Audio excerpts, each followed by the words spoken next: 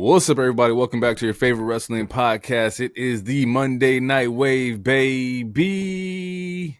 And we back. The trio is here, the Triforce, the trifecta, the big three is in the building today. But you know what time it is. It's your boy, the lonely one, Pod Breaker, Pods and Reed, Pod Rollins and this bitch. But I got to pass it off to my co-host, man, the illustrious, the one, the only, the Quattro, Mr. Jericho. Go for it. Hark! Thou art most welcome to this gathering once more on yonder Monday Eve. Gather round and attend to my words as I unveil my own self.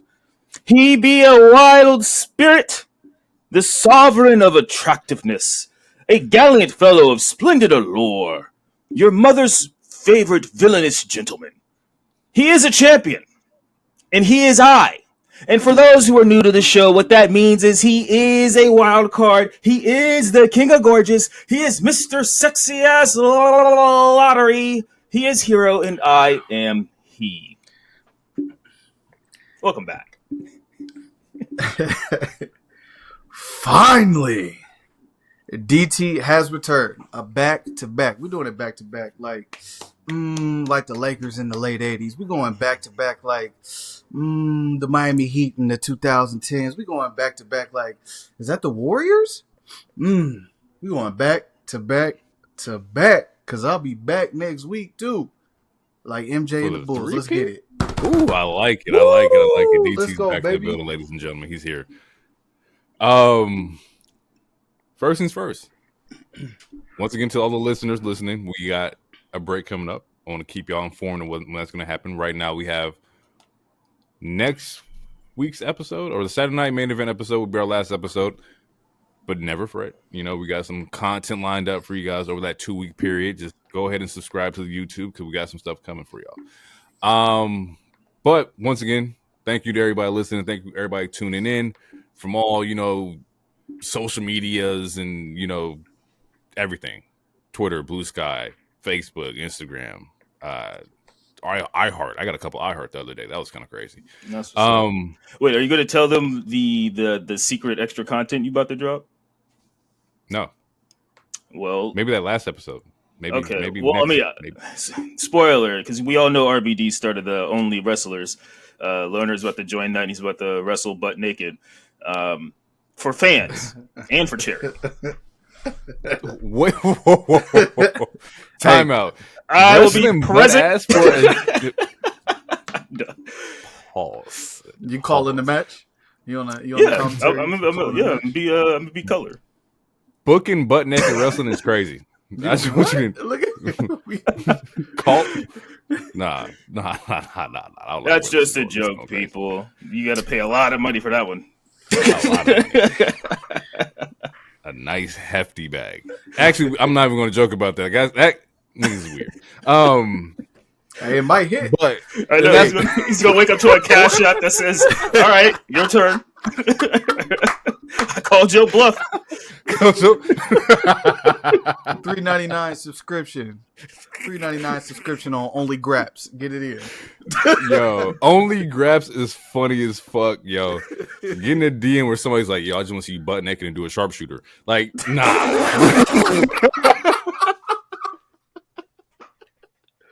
My God, he's got his balls on his back.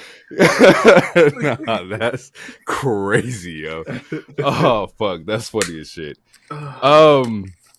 We got some news to dive into real quick. First things first, let's knock the injuries off the board. A lot of injuries this week. We got 3 from War Games. Yeah. So, Jimmy, Tama, Bronson Reed. Tonga. No, Tonga. My bad. Tonga. My bad. Tonga. I told you CM Punk was too heavy-handed with that goddamn toolbox. he tried to roll away twice. He said, "Enough is enough, please." Like, the wild one is that I think because they showed all of them on SmackDown, but the slowdown of Bronson, bro, like, I told you. Yeah. So like it came out that it was his foot, Everyone thought it was his ankle, especially with that slowdown. I'm not even gonna lie. I thought his ankles got Thanos snapped. Like I thought his shit was done. like I'm so glad it was a foot injury because I thought that shit. I thought he obliterated his shit, bro. Yeah, it looked like the slow mo. It looked crazy, yo. He looked like the Kevin Ware PG Dak Prescott of the. Nah, relax. No, Kevin Ware's kind of crazy. Relax. PG's crazy. Shout out to. All right. I mean, that was crazy. Wasn't crazy? You talking when the bone came out on live television? That shit was wild. We talking about Kevin Ware, right? Or you talking about PG? I didn't see Bone come out for PG. I could have sworn did the bone come out. I could have sworn it did. Yes, for PG. He said, Bradley put the towel over his leg. Well, he was definitely Dak Prescott then. That's what it looked like. Jesus. Yeah. So yeah, all three of the men are injured right now. Even when they saw the slowdown on Jimmy, and you can see Jimmy was just what's they call it in the NFL where you toe touch. That man was toe touching off the splash, toe drag. Mm-hmm. He definitely toe dragged. That bitch snapped like a motherfucker. Not to make this a gender wars thing, but I think it's funny that 3 men got injured and none of the women got injured, and EO literally just jumps off with a trash can every week. Just like, or not every week, but every week. I just a little tidbit. They were going hard. The men were going absolutely bonkers. Not saying the women weren't, but like they were moving a little too fast for 40 plus. I said it last episode. They were going kind of crazy. In the same word of injuries, Juice Robinson also broke his fibula against Kyle Fletcher. I saw that happen. I saw the clip too, so he will be out for a minute as well. It sucks because he just got back not that long ago. It's like his third injury, I want to say, in AEW. It just sucks. So, yeah. Get well. I mean, get well, all of them. All of them. They all had big plans. Like, Seth and Bronson were probably still going to do their shit. I mean, now we're down. We're down a bloodline member. Jimmy got, like, Roman might have to pick up more dates now. Who knows? I don't know. Just obviously some stories are changing, so. If they're going to try to further I see the fate. If they're going to try to further the bloodline story, especially depending on when or if Dwayne ever shows up, I mean, they need someone to further that storyline. It can't be Paul Heyman by himself because we saw what happened when he's by himself. It is in my contract. I got these amount of dates per quarter. Y'all figure it out. Figure it out. And more positive news, shout out to Maria Kanellis on being cancer free. That's a huge win for her. I know she was in the hospital a lot, or at least tweeting photos of her in the hospital a lot. So definitely shout out to her. Speaking on Rock, to keep it inside Rock news, Rock's Bad Blood appearance was only to get him on screen, and currently he's not being planned for anything WrestleMania. Now, my question to the two of y'all is, is Rock needed? And do we believe that he's not going to be in Mania? Cap. Calling cap. Sombrero. Baseball cap. 10-gallon cowboy cap. I'll put it like this. Concessions were made for the current WWE champion.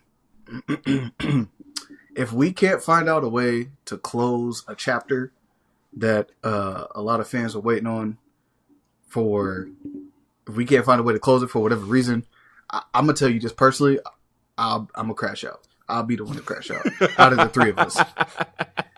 The same way we had the hashtag we want Cody, hashtag we want Dewey. That's what we want. We want Dewey? Yeah, yep. Dwayne, we want that. Yep, we want that. That's what we want. Okay. All right. My mind went to Malcolm in the Middle. I'm like, what the hell are you talking about? Not mad at that. The Rock's mom calls him Dewey. That's his name. I don't know. I don't feel comfortable calling him that. He might actually try to find me. I also think it's Cap. The last thing I saw, which was yesterday, the last thing I saw was that they according to WWE Creative, they're going to go as if he's not showing up, but if he was to show up, they would obviously make room for him. Okay. Now, as far as the Bad Blood appearance goes, because I think it was Fightful that released the report, and it was like they just did that to get up on TV. That one I don't know about because that's just hilarious. If the just like seeing what we saw with him doing the three fingers and then the cut to the throat. If you like just to have him on TV with the title doesn't mean anything, that would be absolutely hilarious. So in my mind, I'm hoping that there was a plan for it and something just came up.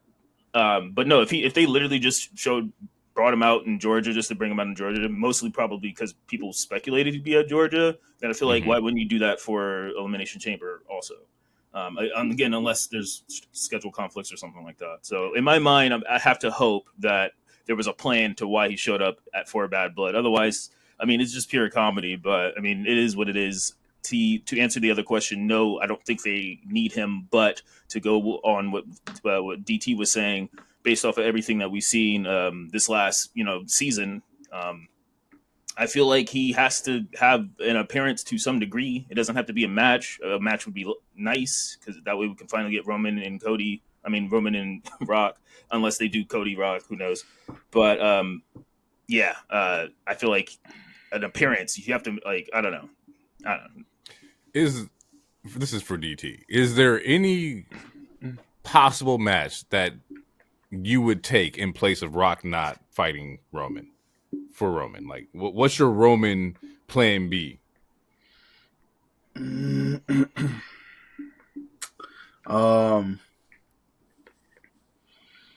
For me personally, or where I think they're going instead of The Rock. Because if you're asking my personal opinion on what I want to see, I want to see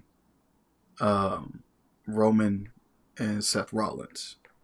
Personally, okay, I want to see them actually close the chapter on it. They've dropped nuggets on it this past week and the week before, and obviously you have CM Punk. I think that they are building towards at least one match with CM Punk and Roman before WrestleMania season, but personally I would like to see Seth and Roman, especially because now Seth doesn't have an opponent because you're not just going to throw Drew. I mean, they could just throw Drew McIntyre at him, but I don't think it makes sense, especially if he's building for Punk too. True. Okay. All right. We'll take that. Pat McAfee returning full time to Raw, right? He's doing Raw on Netflix. So Pat McAfee's coming back doing the Raw announcement. We dropped in the group chat and there was some indifferent feelings here. I didn't know this was a thing. I could have sworn I made my feelings known on the show. I had no idea. He's okay. I think he's fine in small doses. I think there's a lot of times where his antics kind of take away from what we're supposed to be paying attention to because he's funny, and I'm not saying he's like trying to be an attention whore, but I feel like there are sometimes his antics takes away from like the story we're trying to be focusing on because he's doing something in the background, like dancing on the table or some shit like that. And I mean, also I don't know, I don't want to say cringe, but I don't know. I'm kind of over it. I liked his first run. His second run was like I don't know, it was iffy to me. Like the over the top, like it reminds me a lot of Mauro Ranallo, who he did the Tyson fight. If you guys don't know who he was from NXT, then he just recently did the Tyson fight. But it's just like overly pop culture references. I don't know. He's just loud. But the thing that really the reason why I'm particularly like on it is because like we just got Joe not that long ago. Him in it's been cool to see him and Wade build this chemistry in real time. And I really like it. And I mean, I think they're going to stick together, but my thing is like, cause Michael Cole doesn't like 3-man booths. So it's like, how are they going to position these people? Like, is Corey going to stick with them or is Corey going to go to SmackDown? I don't know. It's irritating to like, when you finally get in a vibe, you finally get in a rhythm, and then we're like, all right, well, college is over. We got to bring this guy back. And then, we'll have him for 5 months or something, and they're going to do it all over again. And that's just, I don't know. It's just, it's a stop and start shit. I feel it. Cause then you get used to him there and then you leave and you get used to another person and then shit shakes up and whatnot. So I do get that aspect too. My thing with Pat is I think he works better with Cole. I think Cole kind of keeps him in check a little bit with like, okay, Pat, bring it down. We need somebody to kind of like be the anchor and pull you back down to earth. So if Pat's going to Raw, is there any chance that we see Cole on Raw as well? Netflix is the big show coming up. Do they put their premier, announcer on Raw? Absolutely. And so I think that's probably where they're going to go, to where Michael Cole, Pat McAfee back on Raw on Netflix. I think that's the biggest play that we should be able to see coming. If not, okay, it's just going to be Pat and Joe, which can still work, I guess. I don't think no, it's definitely going to be Pat and Cole. That I don't think we have to speculate about that. It's where does Joe, Corey, and or Wade go, or do they just put all three of them together? Because I don't want to see anyone get demoted, or like because NXT, Booker T and can't think of a homeboy's name, but they have a great rhythm too. So it's like, I don't know, y'all fucking up the feng shui. Oh yeah, man. Oh yeah, that's Trick Willie. Yeah, go ahead. My bad, DT. No, you get real quick. You'll definitely see, just to like boost your point, you'll definitely see Cole and Pat McAfee together, because I think Cole was Pat McAfee's into like commentary, and he's the one that's been mentoring him and all of that stuff. And he like rejuvenated his love for the game. Yeah. Awesome. Any chance that Wade Baird steps from behind the table to finish his business with Drew? That's a great question. If he said if he was to come back and wrestle, he would want to be in a program with Drew. We got a lot of big chess pieces for like when you're speculating Mania stuff. Because DT him and I had a conversation a couple days so it's like, if it's not Punk and Roman, then it's Punk and Seth. If it's Punk and Roman, what does Seth do? Maybe Seth and Gunther. Okay, then what does Drew do? Like, there's a lot of moving pieces that they got to figure out for 2 nights. And it's Mania season, baby. It's Mania season. So if Wade wants to come back for a program, a 3-month program or something with Drew, give him some time away from the booth, that'd be cool. I can see that. Fair. Yeah, I'm down with that too. I'm down with Wade going against Drew. That would definitely be a huge callback to just where they started. So I'm cool with that. Gunther resigns with WWE. Anybody surprised here? Anybody? Not at all. No. I know that, and the rumor has it that bag is different. It needs to be. Yeah. I haven't seen. Not pocket watching. I hope he got everything he wanted. Yeah, absolutely. Hey, I'll say this: only so many wrestlers can get PJs though. Can't give a PJ to everybody. It's facts. Okay, so moving on from that. Nobody surprised here. Shout out to Gunther. Get that bag, my boy. 30 seconds to understand what PJ meant. I was like, you're not talking about the show. You cannot be talking about the clothing. It took me 30 seconds. Personal jet, right? Private jet? Private jet. Okay. All right. Cool. I was. That felt like a Family Feud question. I'm like, what the hell is he talking? That man said, now everybody can get PJs and raise his hands up. He's like, peanut butter and jellies? Everybody can get one of those, nigga. I had to eliminate every single thing that started with P and J. I'm like, what the fuck? I'm from Milwaukee. This ain't PJ Tucker. Who is he talking about? I felt stupid for 30 seconds. That's funny. We got Saturday Night Main Event happening again in January. This kind of fills out January because we didn't have a pay-per-view scheduled at all until Rumble. This one's in San Antonio on the 25th. So we will get another one of these. I don't know what to expect. I have no idea because we haven't experienced the first one yet. So we'll just look for part 2. However, I guess with this news being announced, we can kind of speculate that maybe a story will be a part 2. Maybe part 1 will be next week or, the 15th. And then we'll finish off somebody's story on the second part of Saturday Night Main Event. So maybe somewhere on that match card, somebody's feud won't be finished.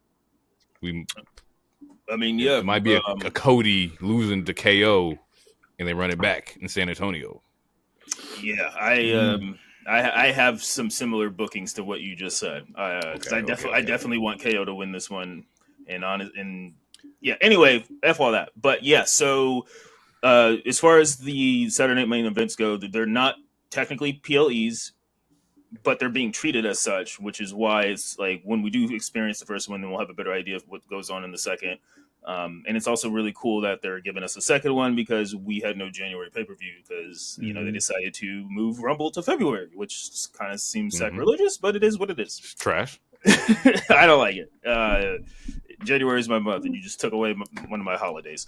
But yeah, it's I don't know. I'm here for it. And to piggyback off of that, or to combine, it was confirmed that Jesse Ventura will be on the commentary booth, I believe. So I don't know if that's both shows, but it's for sure this first one.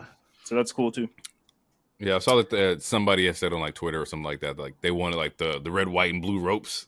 And I'm really looking forward to like the production element for the Saturday Night Main Event, to how they make it feel old school. If that's the route that they're going, this could be a new revamped Saturday Night Main Event. But I would love to see like the classic, look for this PLE, or is it a PLE? Do we count it as a PLE?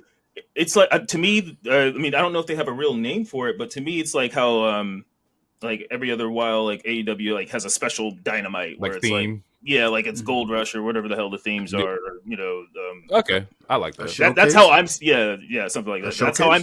Showcase. Yes, that's how I'm seeing it until they give it a name, or maybe they'll say it's a showcase. But yeah, since we're having two back to back, it's I know. It's kind of interesting. It is for sure interesting. All right, before we get out of the news segment, or my bad, DT. My fault. I just want to throw some out. Man, I'm gonna sound like I'm bloodline riding here. So with Roman being pulling out of this one, is there a chance that he main events the one in January? You give Cody a show, a Saturday night main event where he's the main event. You give Roman one. That way you can have, say if you wanted to heat up a quick feud between a Punk and a Roman, or if it goes there, or Seth or something like that to that level, or even a Solo and Roman, because that's kind of finished, but it's not. But if you want to get that out of the way so it doesn't drag into Mania season for your other big plans, Cody has one, he defends the belt. Roman has another one, and you play it that way so the stories are not crossing over each other.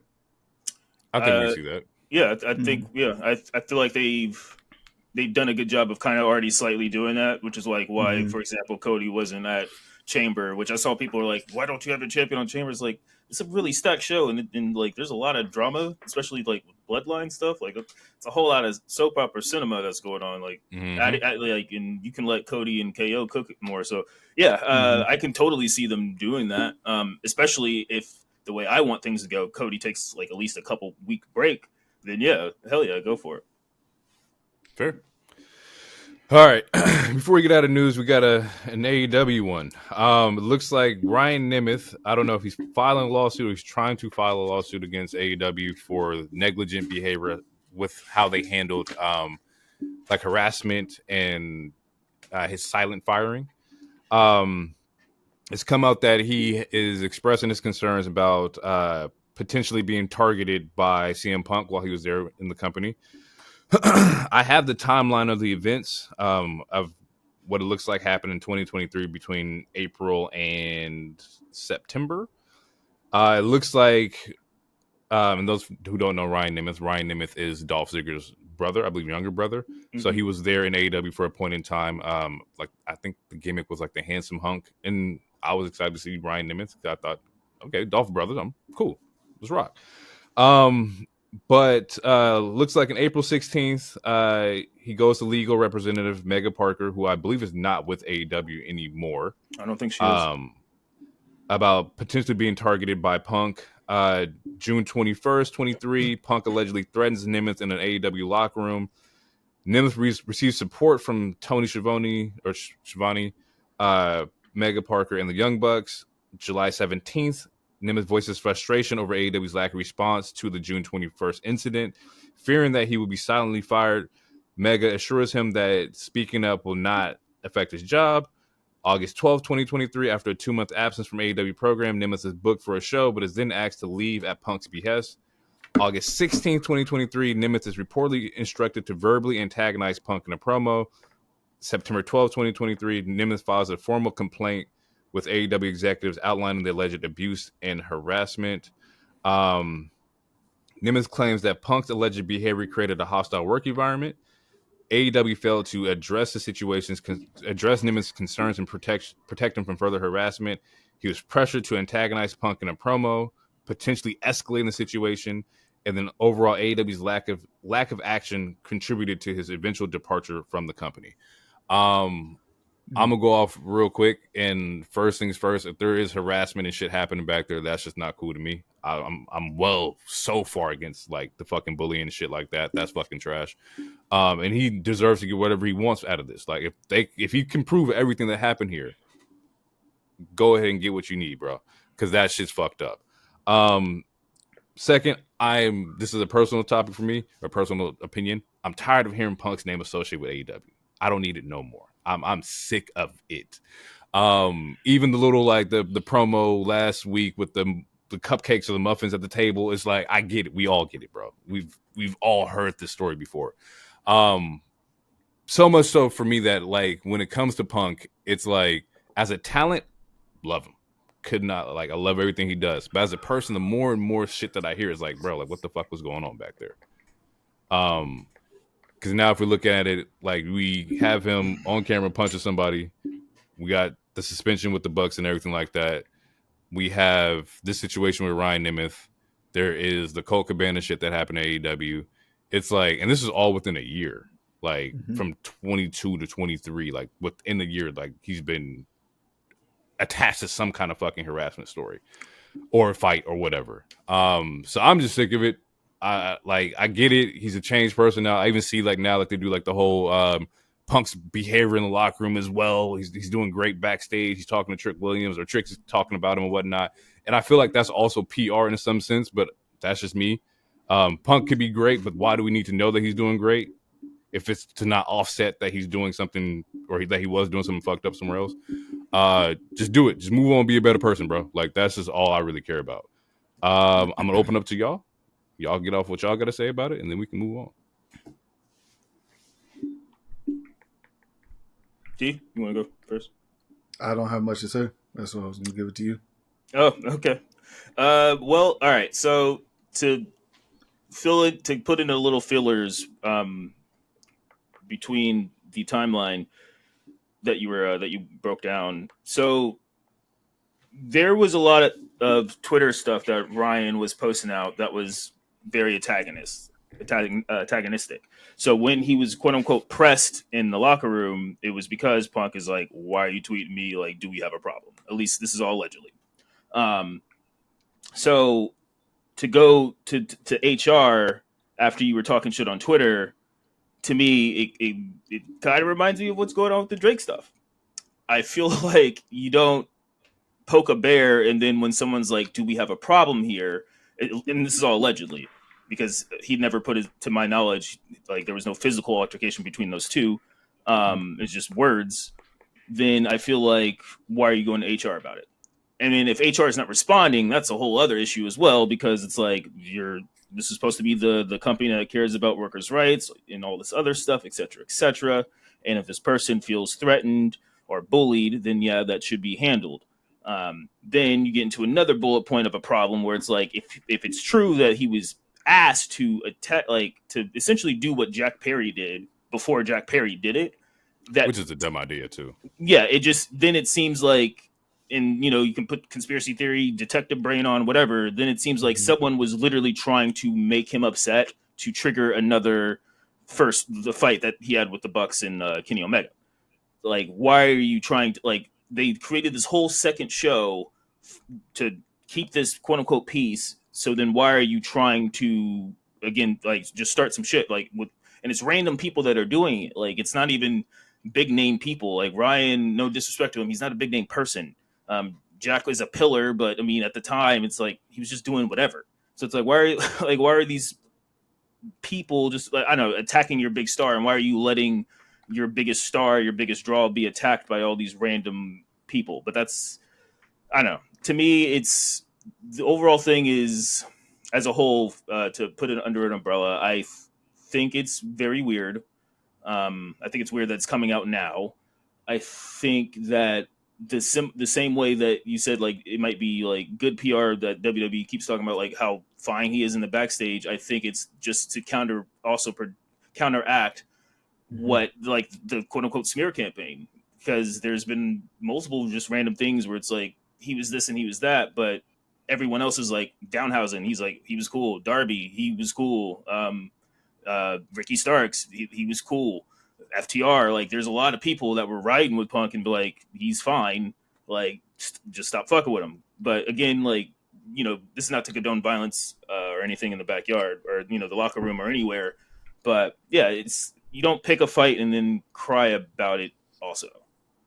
So that's my problem with the Ryan stuff. But and it's all like this, it just came out, so like all this is speculation that we're doing. True. Allegedly, people, we know. Yeah, all is alleged, but yeah, to just from what we're seeing on the surface, just for the last 2 days, I don't know. It's all fishy to me, but the fishiest part to me is someone asking him, "All right, go with the live mic on this show and cut a promo attacking him," and they didn't even have a program, to my knowledge. So yeah, and the Ryan thing, Punk talks about in the oral interview. He's like, "You're doing some weird shit on this show. You can't do that at this show. You take that to Dynamite. That weird shit that you're trying to do, we're not doing it on a Collision." So if it was that conversation mixed with why are you tweeting fucked up shit about me? Like, if that was HR worthy, that's fine. But then why did HR not respond? And then I don't know. So I don't know. It's a whole can of worms. It is, because it's also kind of interesting to where, like, I don't know if people were, I hate using this word because it's so fucking stupid for this situation, but it's like, are you afraid to approach Punk? Like, what? I don't think that's the case, but like, why is nobody approaching Punk about anything HR related, or feel like they can? Because if he did go to HR and they didn't want to approach Punk, that's also kind of fucking alarming. Once again, and also as like Punk being like the vet, like, you know, walk the fuck away. We ain't got to punch nobody. If Jack wants to fucking blow his fucking back through his fucking windshield, let that shit go. It's not you. He gonna learn. As a vet and as somebody who gives advice to people, it's like, hey, don't do it. I'm telling you not to do it. I'm gonna walk the fuck away now. You do it, that's on you. But to go to the point where it's like it becomes physical and now people's yelling and now you got lawsuits or, you know, complaints and whatnot, it's fucking trash. On AEW as a company side, y'all got to handle that. Do better. We've had several moments where there has been plenty of talent who's come out and said they felt a certain type of way, things weren't done properly. I've seen in the past where, like, you know, with Tony and how he handles talent leaving and talent saying shit and whatnot. In the past, it was really fucking bad. I haven't seen him say anything publicly in a while lately, but yeah, man. Just do better all the way around. Punk side, AEW side, y'all gotta do fucking better. Getting out of that, let's jump into Monday Night Raw, which, by the way, was a good fucking show. Actually, I think everything was solid this week. I didn't have any complaints. But it was, I mean, it might be a little recency bias, but this was easily one of the best Raws of the year. And this is, at least in my opinion, the best 2-hour Raw that we've gotten since this 2-hour stuff started going on. At least I can agree with that. I think. Yeah. And we got 2 promo of the year candidates in one show. Like this, it was a really good show. It was a really good show. Raw Everett, Washington. Starts off. I mean, the show starts off where you see like the New Day like kind of walking in solo, and they're like hyping up like, oh, we have the 10 year later, but you see them entering the building separately, and you know, I kind of knew something was going to go down because they both dressed like 2 different versions of Swerve. So I was like, oh yeah, something's about to happen. Was it necessary? Yeah. Did you need to get that off your soul like that? Was it necessary? I mean, the outfit choices just weren't that great. Yeah, but we see CM Punk walking in the parking lot. He daps up Jay, shakes up Jay. Him and Sammy actually shake hands because they have real life beef also. And I forgot to say this last week. The Bucks should have took that meeting. Just wanted to say that, and especially after this segment. Is it necessary? What does this have to do with the topic? No. Get back on track. Okay, all right. Let it go. All right. Everybody who's listening, let it fucking go, bro. I'm locked in. All right, so Punk explains it. Cupcakes. So yeah, essentially, Punk opens the show and he's explaining the future, and he points to the imaginary WrestleMania sign. He's like, "Can you guys see it? I can see the sign." And yeah, he's talking about whether it's Rumble or Chamber. It doesn't matter. What does matter though is that I do get a favor at some point. And then Seth interrupts him, and hashtag sing a song. And let's see, where did I write? So essentially Seth says, "I regret not knocking you down when you first came back." Mm-hmm. Seth is ready to fight, and then Punk hits him with something Cena hits somebody else with, and he's like, "You've been thinking about me for 6 months. I haven't thought about you at all, and you don't have a title, so like you have nothing that I want." And at this point, what are you guys thinking about the segment at this point? I need more of the promo battles between these two. I need bar for bar. And I need it to be where like it's on Drew Punk levels where they actually like get in that bag. Because I think promo for promo, they can go toe to toe. And if we're watching WWE, it's all about the promos and the entertainment value. I think you have two of the biggest fucking talkers like in the ring right now. And technically, Punk might be winning this one right now. That's just how I'm feeling. My interest is peaked. My eyebrows are raised. I am paying attention. That's what I was thinking. Yeah. So Seth, Seth repeats what a line that Punk said to him, like, "You talk too much and you don't listen at all." Then they get to starting to scrap a little bit, which we get a nice little meme with Punk's. I don't even know what to call it, but it reminded me of Steve Fox from Tekken. That shit, he was doing a little boxing duck a little bit, bro. Hey, there was some grandpa punches. Bro, put him up. They posted that man's UFC record under that. I was like, bro, relax, yo, relax. Yeah. I mean, he did beat up like 5 people in the AEW locker room. I was gonna say, nobody. I'm sorry. Nobody said anything about real fighting. Okay, it's fake fighting. All right. Listen, Loner. If those were the punches that they were scared of backstage, man, AEW got a whole different problem. He didn't punch. He didn't punch nobody. I mean, went straight to the choke holds. I just choked somebody up a little bit. Getting back to topic though. Yeah, so I do like this promo. Because he says Punk says something like, I'm long past running races. 6 months ago you were a champ. You had something I wanted. Now you ain't got nothing. Like, so yeah, 6 months ago you were important. Now you're not important. I'm trying to move the fuck on. Like, why are you here? Yeah. So after that, they get into it. They get into that scrap, and then Sammy and Jay break it up, and then Jay essentially gets Punk to leave. And then we get another amazing promo, and it's between Sammy and Seth. And we're getting more of the, you started this whole thing because you put the chair to his back. And then Seth is like, well, you also put a chair to his back. So, I mean, where we at? And then, I watched the show. And essentially, it leads to a main event fight later. But is there anything with again, this, at least before we move to the next segment, there's so many characters throughout all these shows that all have really good, valid points where it's like, I mean, every week KO is spitting fire and it's like, he's right. And then, same with Roman, Cody, Punk, everyone, all these characters, it's not one of those Thanos was right moments, but it's also one of those moments where it's like it's a villain or it's a sympathetic quote unquote heel to where it's like you could kind of understand their gripes and their grievances to why they don't fuck with this person. And I'm liking it. It's really, to me, it's just really good character stuff. I mean, and Drew is another example. Like, he felt very vindicated with why he was doing what he was doing. I like the idea of being villains and they're bringing the humanity aspect to their motives, right? Like, everybody's looking at KO's snapping out right now, but KO is like, yo, he teamed up with my enemy who whooped my ass for 4 years. And that's why I'm snapping out. So I love bringing it down to earth where KO's just not being a bad guy. He's being a bad guy because this happened. His emotions got hurt. His feelings got hurt. He lost his friends. I love the intricacies in that. But go ahead, DT, my bad. Yeah, no, it's all a point of perspective. Because again, no one is necessarily wrong. Their actions might be wrong in their actions, but their reasonings are valid. Very. And I think this has been the the year of hate.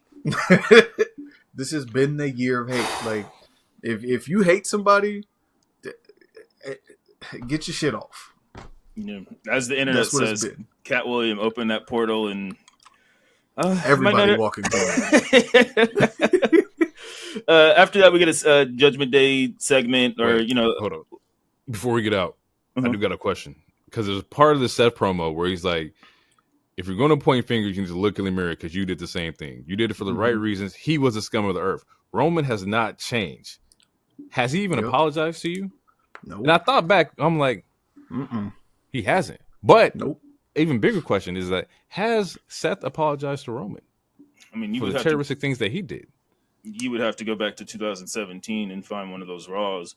As far as, because it's what the internet says, like, oh, well, you didn't apologize for 2022 Rumble. It's mind games. You're fighting your fucking friend. As far as the chair shot goes, I'm pretty sure there was an apology in 2017, but I'm not going to scrub the internet for that. So no. All right, bet. Yeah. Mm-hmm. But I don't know. I could be wrong. I'm just saying. Also during that time in Vince's era, like the way he booked things, like you could be friends 2 weeks like after something crazy happened, and it's like there was no.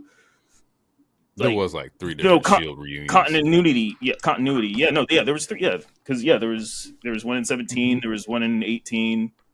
There's one with Kurt.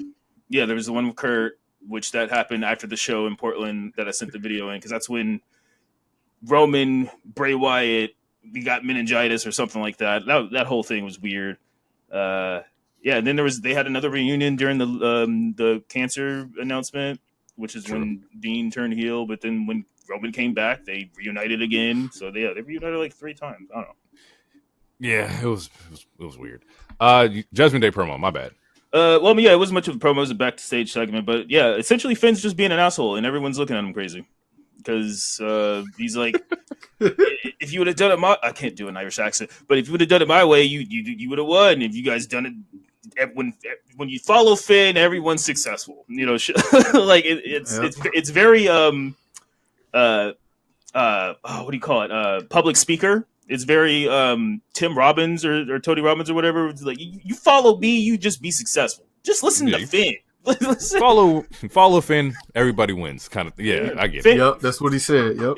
Finn with 2 ends, win Balor. And then and like Liv, who played her part really well, like, cause she kind of looked at him crazy. She's like, okay, and it's like, all right, but you can see like she's like. And the way Dom's just been looking at him the last couple weeks, like that whole time, Dom was just rubbing his shins, and like, I don't know, he had that YN energy. He's like, bro, this motherfucker keep talking, you know, like, he's not as good as he think he is. You're not that guy anymore. I beat Gunther a couple times, you know what I'm saying, or I fought Gunther a couple times. You're not that much better than me. Yeah. We get the damage control versus Liv and Raquel. Yeah. It was what? Why y'all get quiet like that? They were all right. They made Raquel look really strong, which I think is on purpose because she's in the IC tournament right now, and then obviously the heels just lose at War Games. Liv was the one that got pinned, so I don't know. I wasn't feeling this. I didn't like the way Io and Kyrie were. I didn't like that ass whooping. I wouldn't even say it was ass whooping. It just didn't sit right with me. This is not my damage control. Not my damage control. That's funny. Like, Raquel beasted on him. She did what Obafemi did tonight, essentially. You saw that clip. He pinned 2 people at once. You know, bro. That man is wild. I saw the clip. That man is different. Hey, look, a transfer portal is opening pretty soon. You know, which we as in our show we brought that. We said that first. I'm pretty sure. I think. I was like, that one of us. me, but it was we. It's He we. said me, but It's we. we. We're like the New Day. It's like the New Day. Whoa! Don't say we like the New Day. I mean, the old New Day. We the old Day. I'm just saying. When one of us wins, we all win. Anybody has to kind of go away and be the Big E of the situation, it would be the man who's part-time. So that's how it is. That's what we doing. Just saying. I mean, you did just get Don't take it personally. That's what we doing. You did get DT a girlfriend also this year. DT rhymes with E. I broke my neck. So what? So did Kurt Angle. So did Stone Cold. So did Ciampa. Man, I tried to get back. Edge came back. You know how many doctors I've seen? How many CT scans? You know how many CT scans? Look, man. Yeah, oh man, we're bearing the lead. We got to get to that. We got to get to that. Yeah, Raquel wins. But I mean, we still get Io versus Liv at some point. I don't know if there's going to be a main event, Saturday night main event or not, or whatever. I did say I would rather see Rhea, or not Rhea, but Liv lose his belt pretty soon. If she loses to Io at main event, I'm great. I would just rather it happen prior to Rumble, to where she's not carrying it into Mania. That's just me personally. Yeah, I don't think she needs to carry it into Mania. I mean, I hope she. I mean, I don't know. There's a couple of title changes that we could get well before Mania, for sure. Rhea comes for the save. After that, gets a huge pop. Her and Raquel get active. So honestly, yeah, we'll probably get that match. We'll probably get just a 1v1 with those two after Raquel's IC title tournament match or some shit. Then we get Finn. Finn interrupts Gunther. Gunther comes out. Or no, Gunther's talking to backstage. And Finn interrupts him, asks for a title match, and Gunther's like, nah, but I'll give Dom one though. Or not a title match, but he said he'd fight Dom though. Because I don't think it was for the title. But was that match on Monday for the title? Or was it just a match? It was just a match, wasn't it? Yeah, it was just a match. Yeah, okay. Just a 1-on-1. Yeah, so like a eliminator, title eliminator essentially.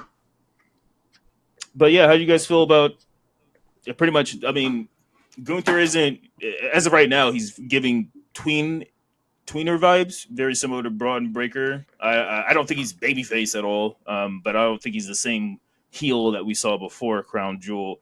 How are you guys, which we'll talk about more during the match too, but how are you feeling about his demeanor and how he's handling stuff? What about Gunther says tweener? Because I only see him slapping the shit out of everybody, and when times get tough, now he's attacking people from behind. Yeah, that was cowardly heel-ish. But as far as the tweener hypothesis is just he's not as flagrantly spicy. He's kind of holding back his barring people up. He's done a few things. I didn't write a list. I assumed you guys kind of saw it, but I mean, maybe I'm looking too far into it. But no. as of right now, he's not giving the full heel that he was before Crown Jewel. But he's also not a baby face either, because there were some people like, oh, he looks like he's turning baby. Like, no, I don't think. No, he's just talking to who he's talking to differently. I feel like he's picking his fights. Like he's picking who he really knows he can beat, right? So you're gonna go after the Doms. Spoiler alert, he looked at Carmelo a little crazy. So he's picking the small individuals, but when them big dogs come around, when Priest come back, he quiet. But I do see the tweener energy of like I said, he's just selective with who he gives the spiciness to. Personally, I do prefer heel Gunther myself. I love like when he's really in his bag. But this is also character development to where, you're seeing the weaknesses. You're seeing that he's the ring general he wants to be. And when, somebody comes around with potential, it gets a little scary. Same thing with Sammy. He was looking at Sammy kind of crazy the first time. The second time was like, oh, shit. And he actually came out and he said he respected Sammy in that promo. So he's very selective with how he wants to do this approach. But I do like it. I'm all for the vulnerabilities in Gunther, because you can't be, invincible forever, Yeah. We talked, I think all three of us, but I mean, we talked about it before. Like his confidence is, it's cracking shaky a little bit. Yeah, it's a little shaky. It's a little, he's not as uber confident as he was, but I mean, he is still that guy, you know. After that, we get it's the first women's three-way for the women's IC title belt, which was Dakota Kai, Shayna Baszler, and Katana Chance. I don't have any notes on it. It was a fine match. I mean, and Dakota advances, which is what people want. Is what people want. Yeah. And then after that, we get the main segment of the show. I mean, if we're gonna keep promo of the night. So yeah, Pierce brings out New Day. They hit us. Yeah. Can we just like take a second? Just like a quick like 5-second pause to just. Okay, I'm ready. I'm ready. Yeah, so New Day comes out. They have different random props on the stage and inside the ring. Like the unicorn and Francesca, stuff like that, and pictures. Then they kind of hit us with that phrase that you see in like TV when parents are about to get divorced. It's like, yeah, man, we've been talking after last week, and this ain't y'all's fault.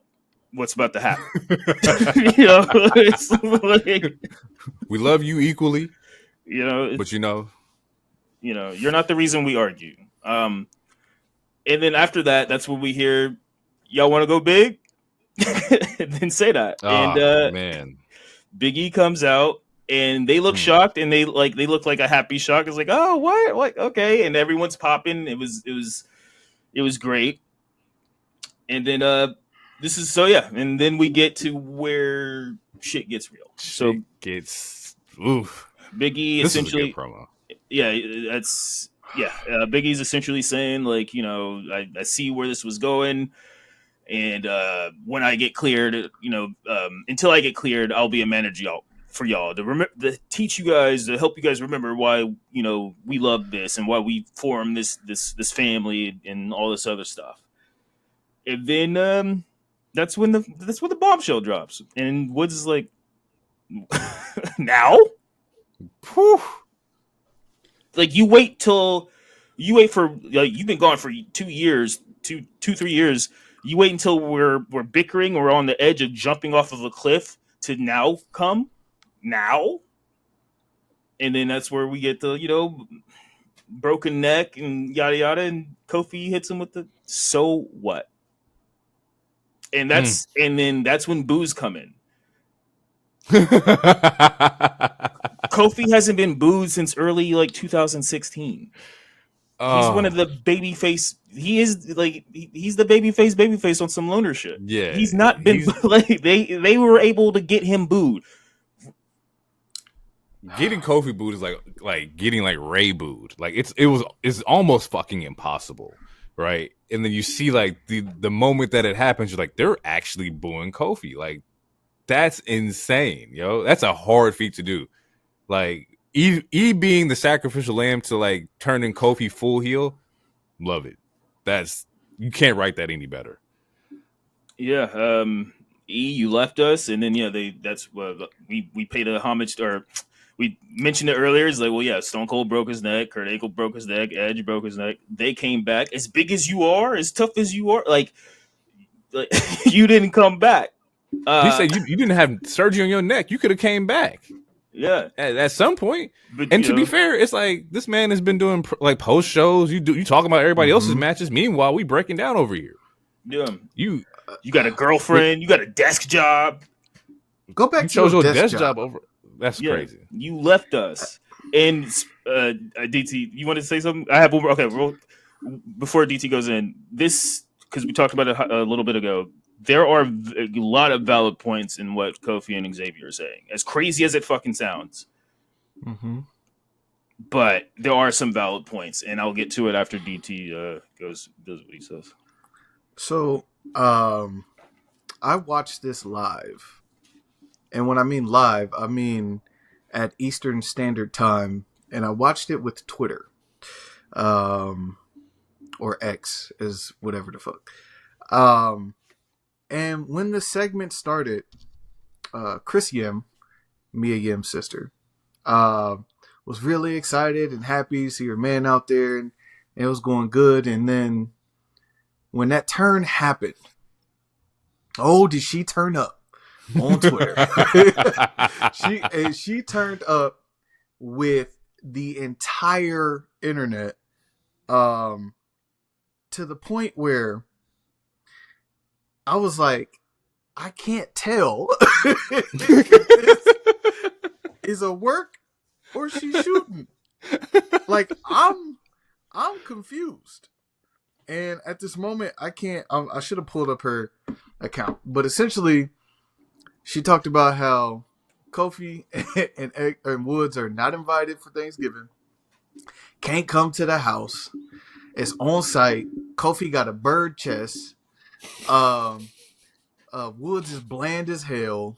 She was just going in on him, and it got me to thinking, damn, what did these niggas do to make her that mad?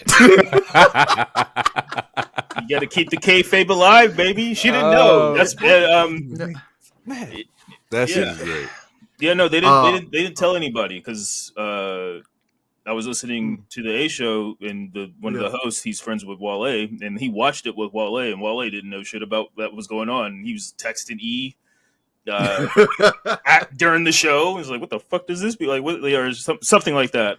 So I don't think they told anyone the story that was going to take place, which is good because they got a true visceral reaction from the crowd. Viral. This shit went. I'm gonna use the word.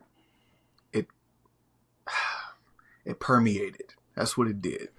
It was happening on television. You could see it. It's happening on your phone in the same moment. Mm-hmm. And me, like, again, I wasn't really tapped in between 2012 and 2019. But to know the historical, context and what the New Day has done. Again, I've said it before, like, even when Hero tried to introduce me to him, I was hating. But to figure out, you know what I'm saying, that they took a gimmick that everybody expected them to fail. It blew up into this thing. They survived. They were together for 10 years. I understood it all. And then when that happened, I was in complete shock and awe. Yeah. And what made what further made this moment a moment is while they're saying all this stuff, like, E drops the mic, so you can't hear what he's saying. You're like, now you're at this point reading lips, which kind of makes it feel a little more real as well, because it's like, I'm not talking to the crowd now, I'm kind of talking to you guys. And the typical way that people turn heel and whatnot, you know, like, a lot of, like, one of the options was, like, if it's not Woods turning on Kofi and it's not Kofi turning on Woods, like, they turn on Big E. So, and a lot of the people were thinking, like, oh, we're going to see physical harm. But they didn't even have to do that. Like, the part where, like, Big E goes for the hug and Kofi just puts his arm out was such a... That did more than just a random Trouble in Paradise to me. Like, that had more impact. And then, I don't know, that part alone, I mean, not alone, but, like, that part, that element, to me, has more impact than them just, like, instantly jumping him or something like that.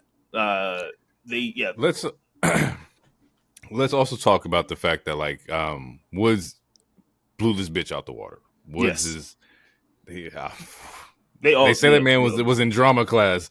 Boy, can you see it? That man was in his bag. One of the moments I really enjoyed in this was he's like, let's stop teasing all these people. Tell them the truth. You're never going to be medically cleared, right? And it was, you could just hear, like, the air get took out of the crowd because they're like, fuck, he's never going to be medically cleared. Like, you don't even got hope in your boy. Like, that's crazy. Like, we heard this story before. You're never going to be cleared. And to double down and be like, and since that's the case, why don't you get the hell out of the ring? Get out. And go back to your desk job. Like, what? Hating on your buddy because he got a girl. That's he a don't want to different break his level of neck hate. anymore. He was injured. Like that's Yeah.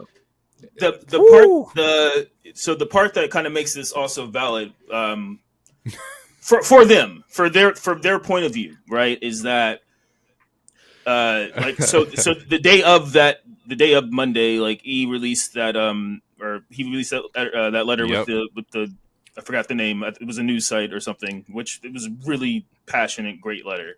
Mm-hmm. So all right, so just like let's just be into the nice shoes of Kofi and Woods for a second. Like we saw videos of Charlotte training like 3 days after an injury, right? Like we see people rehabbing, getting back in the lab. We've yet to ever see Big E do that. So they're like, "Are you trying? Like, are you trying?" Every single time he's been in an interview since the accident, every interview essentially, and this is also in the letter that came out the day of. It's like, yo, if this is the end of my career, I'm Gucci, I'm good. I have my moment in the sun. So for them, at least the way that I'm seeing it, for them, it's like, oh, this dude he's not trying. Like he's just content. Like every time we got injured, we tried to get back to the group as soon as possible. Like even Woods was like, I tore the ACL off my bone and I made sure to get back to this group as possible. Every single time you're in the news, you just seem content. Like you seem like you don't care. But you wait till we want to fight each other to now you show up. So it makes that why now? Like it's like you could have been doing this. You waited 2 years. You could have been doing this. So it's just I don't know. It's the Players Tribune. That's the Players Tribune. Yes, I think the article is called Sour. Yeah. This was great. I do like the inaudible moments where when he does drop the mic and he's like, "Oh, that's how it is." Kof, this is it. This is how you feel. This is what we doing. This is what we doing. Hey, I'm just letting you right now. Anytime somebody said this is what we doing, that's how it is. The get back's coming. The get back is coming, and when you get that get back, just understand that moment is the reason why you got smacked down like that. It gives me hope. I have a lot of hope in E potentially coming back. I would love to see E come back and kind of like, pop off at Rumble while maybe Kofi and Woods is doing a 2-on-1 kind of thing. I think you guys said that in the chat, DT. But like, I have a lot of hope for him getting in the ring again. Hopefully that's where this is going. If it's not Rumble and this is a SummerSlam thing, this is a Mania thing, whatever the case may be, I want some kind of resolution to this. I think it should be I don't know how they get there.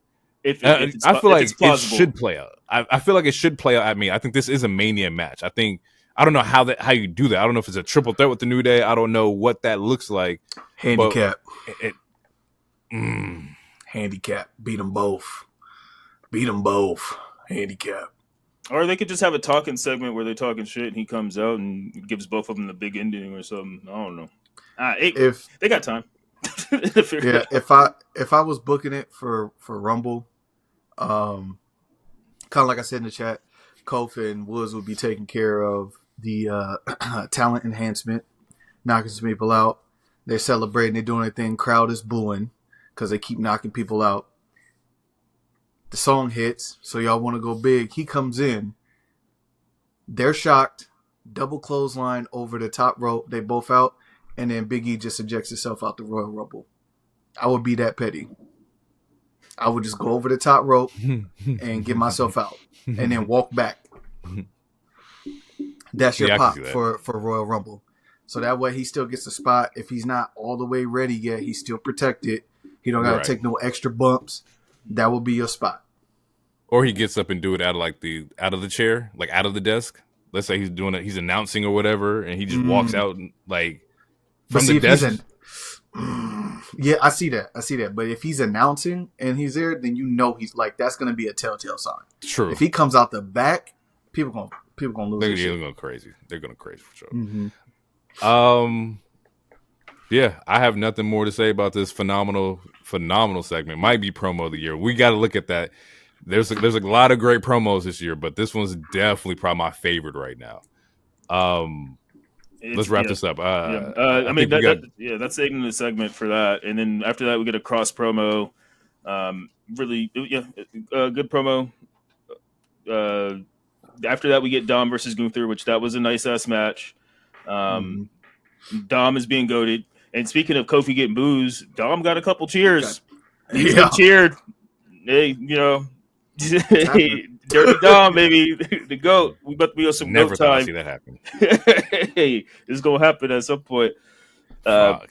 But yeah, Dom was working with Gunther. He was working him for a little bit, and then Gunther did what he does. He took over, and he stayed taking over. And we get a really clean ass power bomb, and then we get crash out Finn. Oh yeah, you love power bombs. My note was he powerbombed Dom like he owed him money. He knocked the coins out of Dom, bro. Mm-hmm. Every piece of loose change came out that boy's pocket.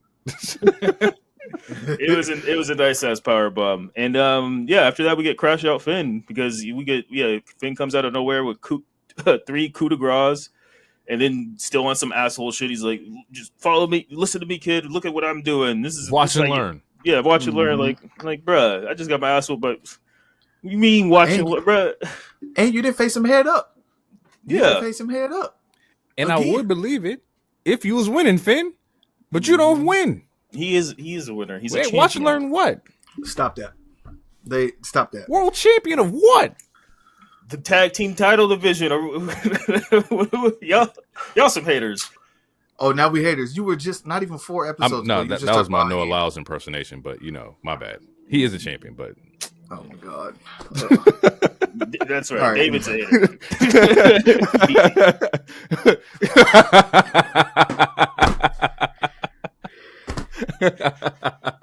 It's been 2 months. It was bad. Maybe I should make a bet that you can't go a whole pod without saying. Oh man. Yes.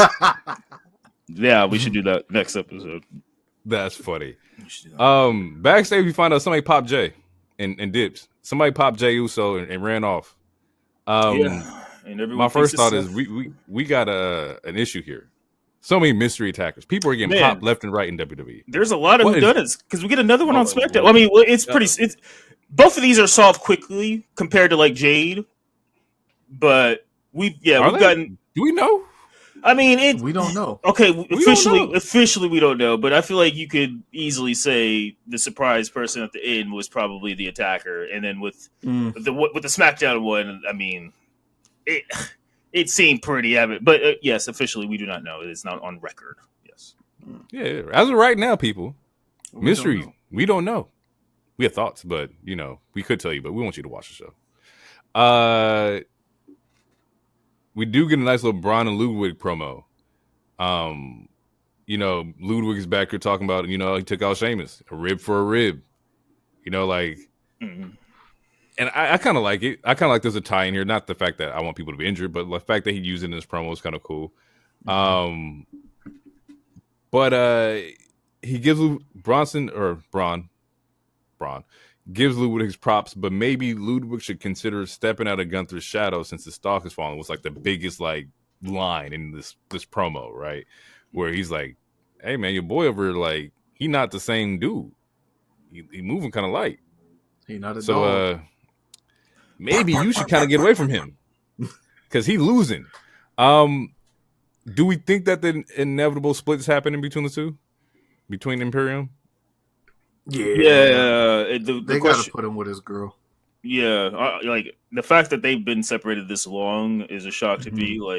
It's probably but then it's like then what do you do with Vinci? I mean, granted, we haven't seen him since that Apollo loss. But do you put him and Ludwig on the same show? I don't know. Anyway, that's not even a real question to super think about, but it's a question. But I feel like they should split up without Gunther betraying them. I feel like with this new transfer portal mock draft thing that they're doing or whatever the hell, the trades, then I don't know, just split them up naturally. I was thinking Ludwig would be a great United States champion. I think that's peak, somebody who can be in the mid card title. I think he'd do really well with that, especially in the heel form that he's in right now. I think Ludwig as United States would be solid. Yeah, I don't want to sound too stereotypical of the foreign guy holding the United States belt, but because there is currently a foreign guy. There's one holding it right now. I'm just saying, I'm not trying to do that on purpose, but he would be a solid U.S. champion. Oh yeah. Absolutely.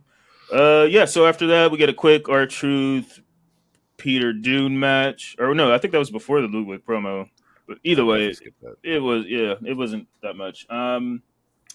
Yeah, so yeah, we see Jay's attack. Sammy's like, I think I know exactly who did it, and sets up the match between him and Seth. During the match, Sammy's blaming Seth. Like he even grabs a chair. He's willing to DQ himself, and Seth is like, "It wasn't me. Like blame Punk. He's the one who has backstage fights all the time. Like it wasn't me. Uh,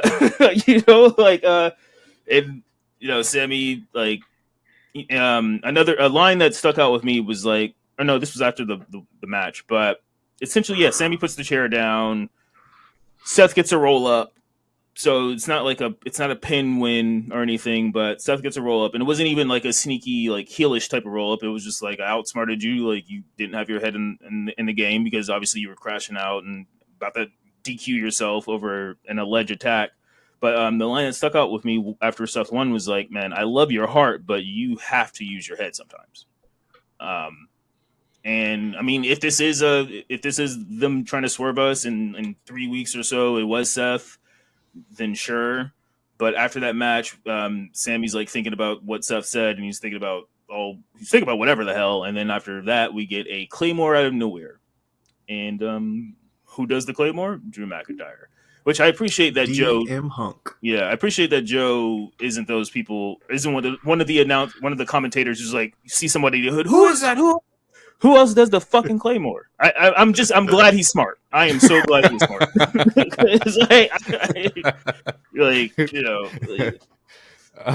But yeah, Drew returns. It was rumored, or it came out, he returned because of Bronson's injury, but Triple H debunked it. But who knows if Triple H was kayfabing or not? But yeah, essentially Triple H was like, he's been wanting to come back. I told him to take a goddamn break. But yeah, now he's back. So yeah, he like it looked like if he's he attacked Sammy out of nowhere. So like you can assume that he was the one to attack Jay. It's not fully confirmed, but it's a safe assumption.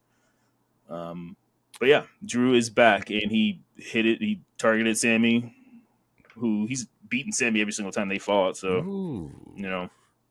Is Drew targeting OG Bloodline members? That's something I saw on the internet.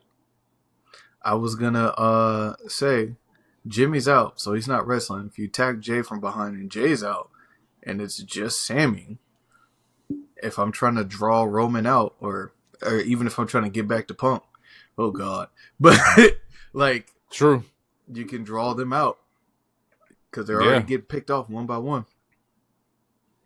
Yeah.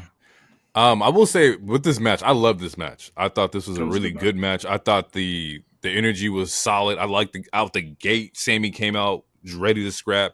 I like that he looked like he was on equal footing to where you can tell that Sammy can run with Seth Rollins. Like it wasn't like lopsided. It didn't feel like it was favored in any way.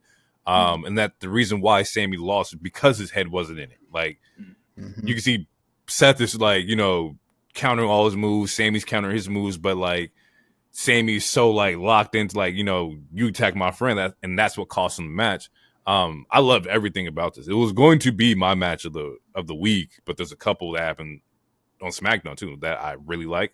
But yeah, man, I thoroughly enjoyed this, and I would love to see more. I would love to see this on a different stage too. Like Sammy versus Seth would be solid on some other event. Yeah, they show that they can do it. Yeah, no, it was a good match. I'm sure they fought before since Sammy's been on the main roster, but I guess they have ROH history and whatnot. I'm not familiar with which was name dropped in the show, not ROH, but the fact that they've known each other for so long. So that was cool. But yeah, no, that's a match that it could headline a pay-per-view if they wanted to. And especially if the story moves right. Oh, absolutely. For talent wise, they could headline a pay-per-view if they wanted to.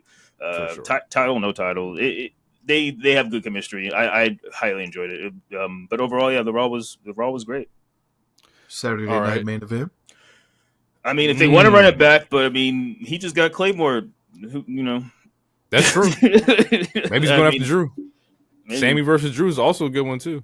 I mean, so there's some fantasy booking where people were like, "What if Drew and Seth and KO team up to destroy old and new Bloodline?" type of thing. How would you feel about that trifecta of people who hate Roman so much that they team up? That would force the new bloodline and the old bloodline together. My fear. Okay, here's my fear. God, don't do that. Do you want to see Jacob Fatu and fucking Roman on the same team? No, don't do that. Not in like 2 years. Hell no. I need like 2 more years. No. Don't make this like the NWO and the Wolfpack NWO. Let's just... Yeah, we already got that on the other show. I fully agree with that. Let them run parallel to each other. They can bump into each other every now and again, but because then you're just gonna have the super Samoan Avengers, and then technically there's no way that team loses. You want to talk about then now Ulafala? Let that happen. Let that go ahead. They running everything. And it's funny, I was thinking about that too, to where like the NWO comparisons to like the Bloodline. And I was thinking about from like a kid aspect, like this is like a kid's NWO is the Bloodline. Like this is going to be the retro shirts that you see the 10-year-old now wear 15 years later, talking about like, oh, he has on a Bloodline shirt. Like, and it made me feel mad old. Like this is their NWO. Like that's kind of cool too. And we're gonna be like, what you know about that, boy? You don't know nothing about no Roman Reigns, boy. You don't know damn thing about no Sammy Uso. I was there with honorary Uso. I saw the court of Sammy. I was there. I saw the whole. I was the damn jerk. We the ones. You ain't no Roman Reigns. You Solo Sikoa. Like that's. Oh man. That's gonna be by funny. that time, one of Jacob's kids is gonna be wrestling. One. He got 7. I know, and I don't know the ages. That's why I'm asking. 1? Are you sure? Just 1? Jacob Fatu gonna be general manager of SmackDown. They all Raw. All of them For got like obvious 3 reasons. kids each. Shit is wild. Yeah. But we make jokes about the Waynes. Whatever. Anyway.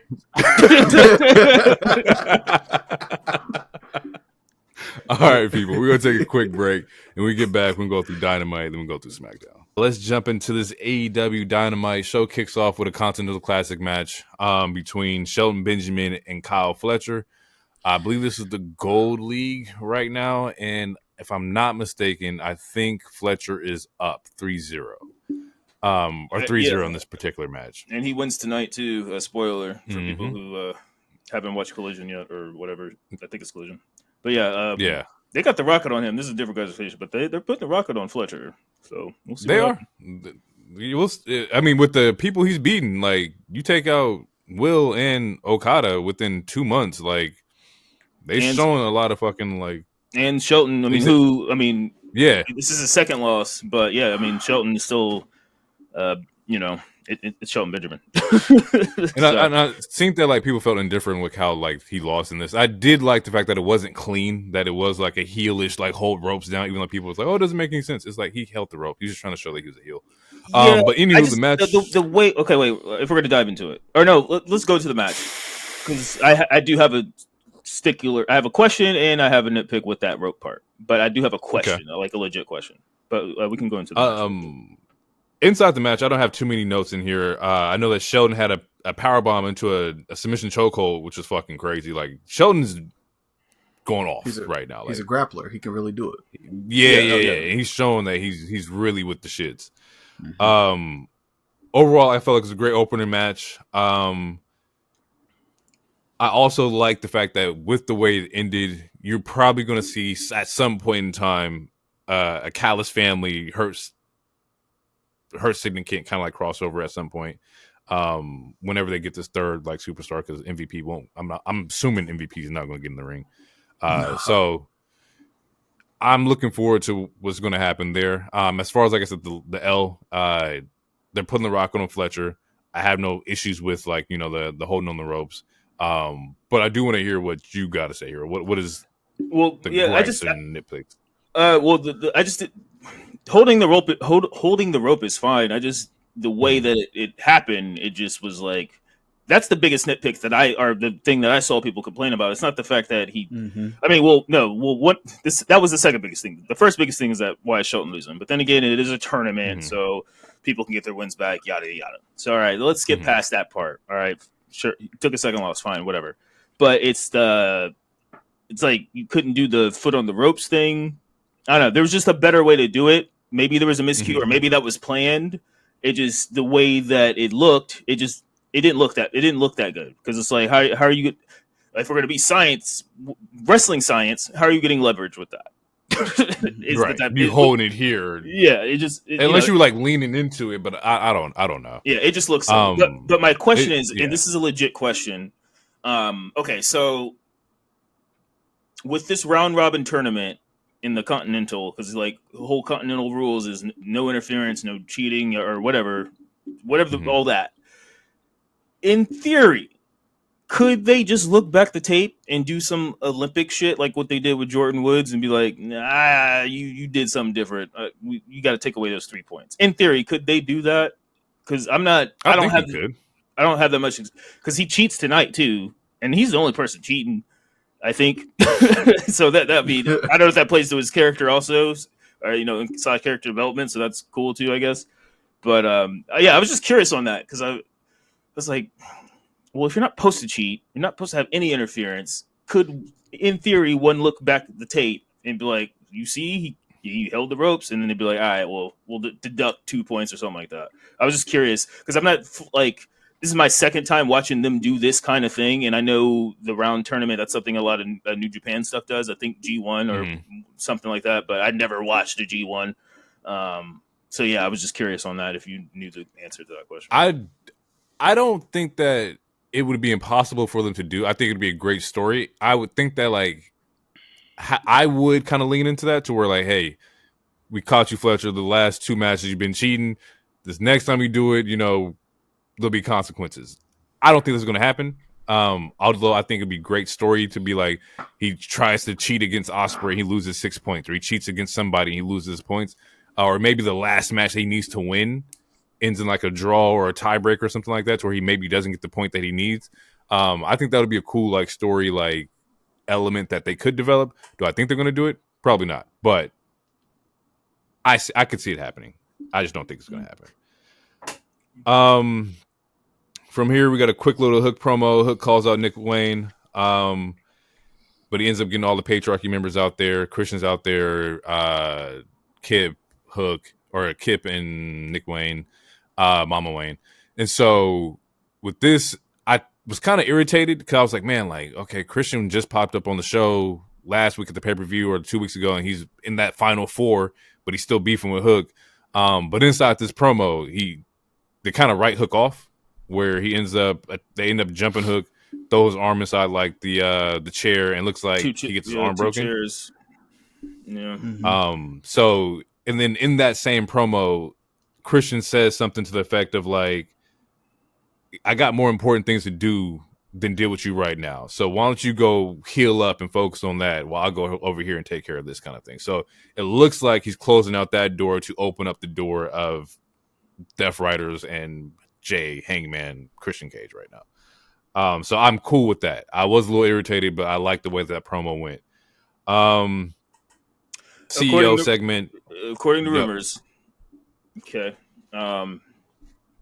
This is going to set up Adam Copeland's return, and he's going to prevent Christian's next cash-in attempt. According to rumors. I think what? I have to ask you guys if you heard of this source off air. I don't want to put them on air yet, but there's a source that I follow who's very let's just say they work at AEW, and they post a lot of stuff, and about 80% of it comes true. The other 20 doesn't, and that's also because they're Tony Khan changes scripts a lot and whatnot. Mm-hmm. But I'm tapped in. I think the show in North Carolina it's like the Wednesday of the simulcast. So I think if he's going to do it then, that would make sense. That way you get Edge to pop back up. I think he's over in that area too. I'm not too sure. But I wouldn't be surprised. He lives Edge in Canada, versus I think. But I don't know where he's filming, because right now he's filming whatchamacallit, Percy Jackson season 2. Vikings. Mm-hmm. Yeah, that's right. He's in the Percy Jackson. Yeah. I wouldn't be mad at Edge versus Christian. I think there's stuff that they want to do as like friends that they haven't done before, and I think that they were like kind of foreshadowing it when he came back, but Christian gave him the whole "go fuck yourself" moment. Well, I mean, which they fought like 3 times because that's how Edge got the TNT belt. Adam Copeland, excuse me. That's right. The I Quit match and stuff like that. You're right. I'll be fine without it then. So yeah, Christian wraps up that little story so he can focus on other things. We got a CEO segment with Monet talking to Renee, asking her, has she heard from Camille? Because Camille got jumped the week before. She says, everyone knows Camille quit, and that means I'm not liable for her. I don't know anything about her getting jumped. She got hit. Go figure it out. Quick her significant. That's also what. It was you that did it. Stop that. It was her. I mean, we don't know that. I mean, it could be, honestly. Rumor, according to rumors, she's going to get another heater soon. So it could be that her potential next bodyguard person who might have done it. We will see. But according to what I'm seeing, she's either set up for a faction or she's set up for another bodyguard. And if it's Renegade Twins, I would like that. Renegade Twins are really dope. They're in ROH. They've been doing a couple stuff. They've been like squash matches for a lot of the women in AEW, but they're really solid workers. So if it is them, cool. If it's not, also cool. I guess we'll just figure it out when it happens. That I'm not too sure of. Okay. Not saying I don't know. But I can probably find out. I'll probably look some shit up. We get a Her Sitting Kid promo. This was actually kind of a solid one. MVP is extremely mad at Shelton for playing with his food, as he says. Shelton takes his frustration out on a bystanding staff member against the garage door. They all which then prompts the rest of them to grab a staff member and start beating up everybody, living up to the name that they hurt people, and I'm cool with that. Like, this is what they just we want to beat do. people up. They hurt people. We then get the Dynamite Battle Royale. The way this one works is that the final 2 fight one-on-one. The final 2 win the match, and they then go on to wrestle next week. And the winner of that faces MJF. Just going to skip this all together because we all know where the story is going. Ends up being Fletcher and Kyle O'Reilly. Yeah, O'Reilly and Adam Cole. They win this one, which sets up the 1v1 for them next week. Like I said, winner fights MJF. MJF actually has a pretty solid promo. That's, even though he's not there, this is probably the better one of his video promos or satellite promos, whatever they want to call it. Yeah. To where inside of this promo, actually comes later in the show, he talks about how Cole creates this butterfly effect by breaking them up. It says, now Roderick Strong's arm is broken. He lost his title, his AEW title to Samoa Joe. And now Mox is running the company, going wild, murdering people. He says, every week, this is all because of you, Adam. And next week, you have to beat the hell out of your friend to fight me. Which I know you can't do because Kyle's better than you, type of thing. I also enjoyed this video vignette or whatever. That's not a vignette, but yeah, this video promo, whatever we want to call it, compared to the other ones that we've been seeing the last 2 months. And similar to what I was talking about with Raw, MJF says a lot of stuff that's extremely valid. I mean, I don't even want to say valid. It's right to me because I don't like the retcon. It's similar to how I feel about the whole chair retcon stuff that I feel like with Seth and Roman. This retcon here irritates me the most because everything that's happened literally happened this calendar year. And yeah, what MJF has said is right, bro. It's we had everything going on, and then that you turning on me caused the butterfly effect. It's kind of your fault, and you're trying to make it seem like you're the good guy. You come back, cheer, you're not the good guy, bro. Last time I checked, you're the devil. I mean, you were the devil. The real devil is MJF, but I don't know. It was a good promo, but I am over him not being there. I get that he's filming stuff. Kudos. But and that's no shade, but to me, he has not done enough to have a Roman type schedule.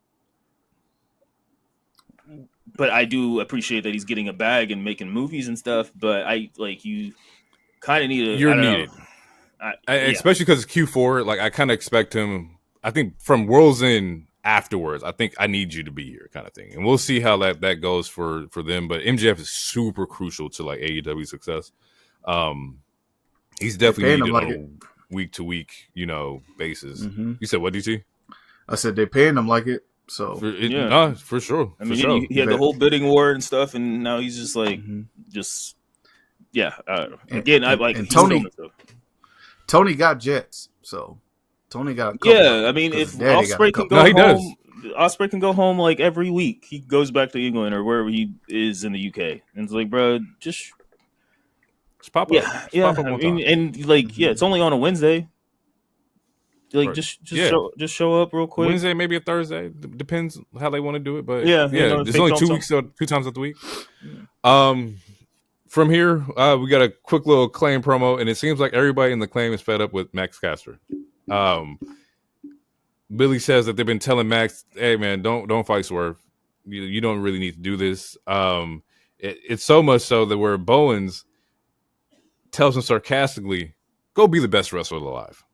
Go out there and just show the world." And this is what I wanted. Swerve versus Max Caster was exactly that, a fucking dog walk match, which is what I needed to happen for this. I didn't need Max to go in there and actually bout with Swerve. That would have made me mad. But he gets in there with Swerve and he's not ready. Not ready at all. Gets completely like dog walked in here. Swerve is staring daggers to this man as he's rapping. Doesn't even let him get in the ring before he attacks him. But long story short, Swerve gets the win here. He doubles back. Does he do like three Swerve houses or Swerve kicks or something like that? Yeah, 2 house calls, 2 Swerve stomps, and that's enough for Max Caster. I don't know where they particularly go from here with Swerve, because the reason why Max even jumped on Swerve was because of how he lost to Bobby, and Max came out talking shit and whatnot about how his house got burned down. So it seems that we got to refocus Swerve. Even in the promo afterwards, the way he looks in the camera afterwards, he says, there's still a lot of 2024 left, and this back half is going to be all Swerve. So he's planning something in this last 3 weeks and whatnot. So we'll see where they go with that. I still don't think that him and the Hurt Syndicate should be done. I think he needs to double back on that. But at the same time, you're just going to get jumped. Yeah. I was going to say, if I were the booker here, because if I remember correctly, a card was offered to Max Caster, correct? Mm-hmm. Me if I'm wrong. I just got beat up by Swerve, who y'all just beat up. Let me just go over here and see. Y'all still need a third? Because I might need some backup. And you can pull him back into the Hurt Syndicate vortex, if you will. It's a huge possibility, because they gave a card to him, they gave a card to Ricochet, they gave a card to Leo and whatnot. It's hard to tell where they're going to go with this. Currently, Ricochet is putting on a turtleneck and going on interviews, lying to people, telling them he's the reason that AEW exists, which is crazy. But I mean, he is, because if he wasn't doing all if he wasn't doing all the flipping, who else would be doing it? I understood what he was trying to say. It was really funny to me. I said, people gotta stop wearing these turtlenecks. They put on a turtleneck and a fedora and just start lying. Like, can't do that, bro. But seemingly, if he's in character, that seems like a very heelish moment. There's also some heelish moments that he's been doing on Rampage and whatnot. At least like tweening, or they're showing tweener moments. You talk about with Ricochet? Yeah, with Ricochet. Yeah. I can't take him seriously as a heel. We'll see. I don't know. There's people still got the cards. I'm just telling you what they got right now. What's going on? So I don't know. From here, we had Jay White versus Pac. This is another. It's not. No, it is. It's a Continental. No, it's not a Continental Classic match. Because Jay White's not in it. No. This is Jay White versus Pac. This actually, my bad. This actually stems from Death Riders jumping him last week. So Uh, I mean, they jumped him twice, didn't they? I mean, didn't he? yeah, Well, they didn't jump him twice, but didn't they? He fought Jay White fought them at what was it, Full Gear, mm-hmm. and then last week, Marina Shafir smothered him in Choked him her out. with her cleavage, essentially, or a front face lock, whatever. Yeah, Sir, bring me that headlock. Bring me that submission move. Yes, this was actually a fun match. I enjoyed this one a lot. Once again, they're really not overselling, but they're putting a lot of like attention on the Blade Runner being one of those like key finishers, especially with the way that they're trying to sell it. And I think they're selling it like similar to like an RKO, like he just pull it out of nowhere, like a Claymore kick, something like that, where like he can just get that bitch off at any given moment. And I like it because Jay White's counters is mad fucking creative. He actually hits one. It's very similar to the Crossroads, to like especially like with the setup and how fast he can do it. That's probably more accurate. It's more of a Crossroads for sure. Yeah,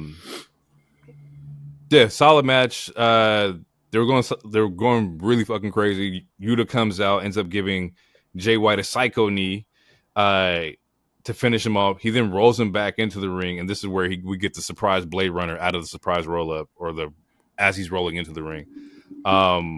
Post match, we see Mox come out and try to finish the job on Jay White with the Death Rider.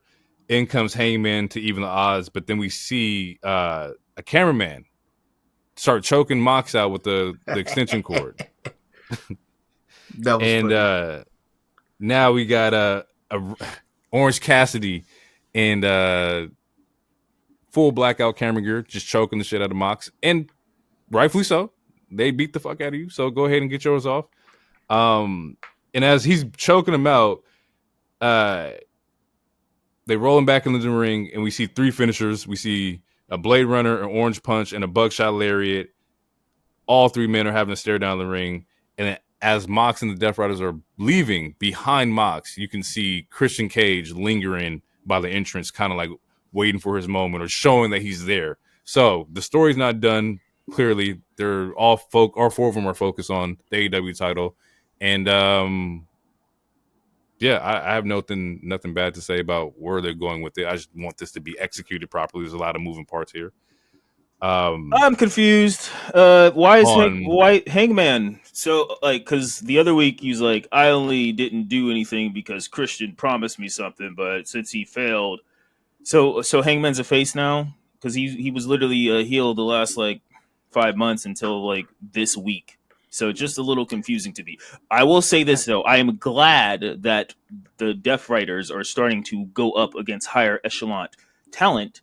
It makes them, especially if they continue to win, it will make them more credible. But adding Hangman is very confusing to me. Hangman is the only one I'm not sure of. Everybody else, I understand their motivations. I understand that Jay White is the baby face that you want to push. I understand that Christian Cage is the guy lingering because he has the contract for the title shot. Hangman's the only one where I think he's just doing whatever the fuck he wants to do, and that's kind of what Hangman was doing prior to like the Swerve or after the Swerve match. Like he's just been running on his own. I don't know his motivations yet. I truly don't. It's wild because we talked about it. It was like I want him to have some title ambitions or something. And then he's having like now like the last couple of weeks, like they're starting to try to put him in that picture, but it's not making sense to me because he's so angry with his Batman voice, and he's been a heel this whole time. But now he's teaming up with Cassidy, who Cassidy said multiple times he doesn't want to work with anybody because he's afraid people are going to get hurt. I don't know if it was that. I don't know if it was those 2 weeks of just ass whooping straight in a row to where he's like, all right, now I'm cool, or I can work with somebody, but I don't know. It's just they just got to tighten the screws a little bit. I'm going to let it play out for sure, but they got to tighten the screws on like why are we getting this random event team up with these all three different individuals who Jay White was a heel before he came back. Him and Juice turned face with no explanation, but that's in the past now. It's just I don't know. It's just just got to tighten up the screws.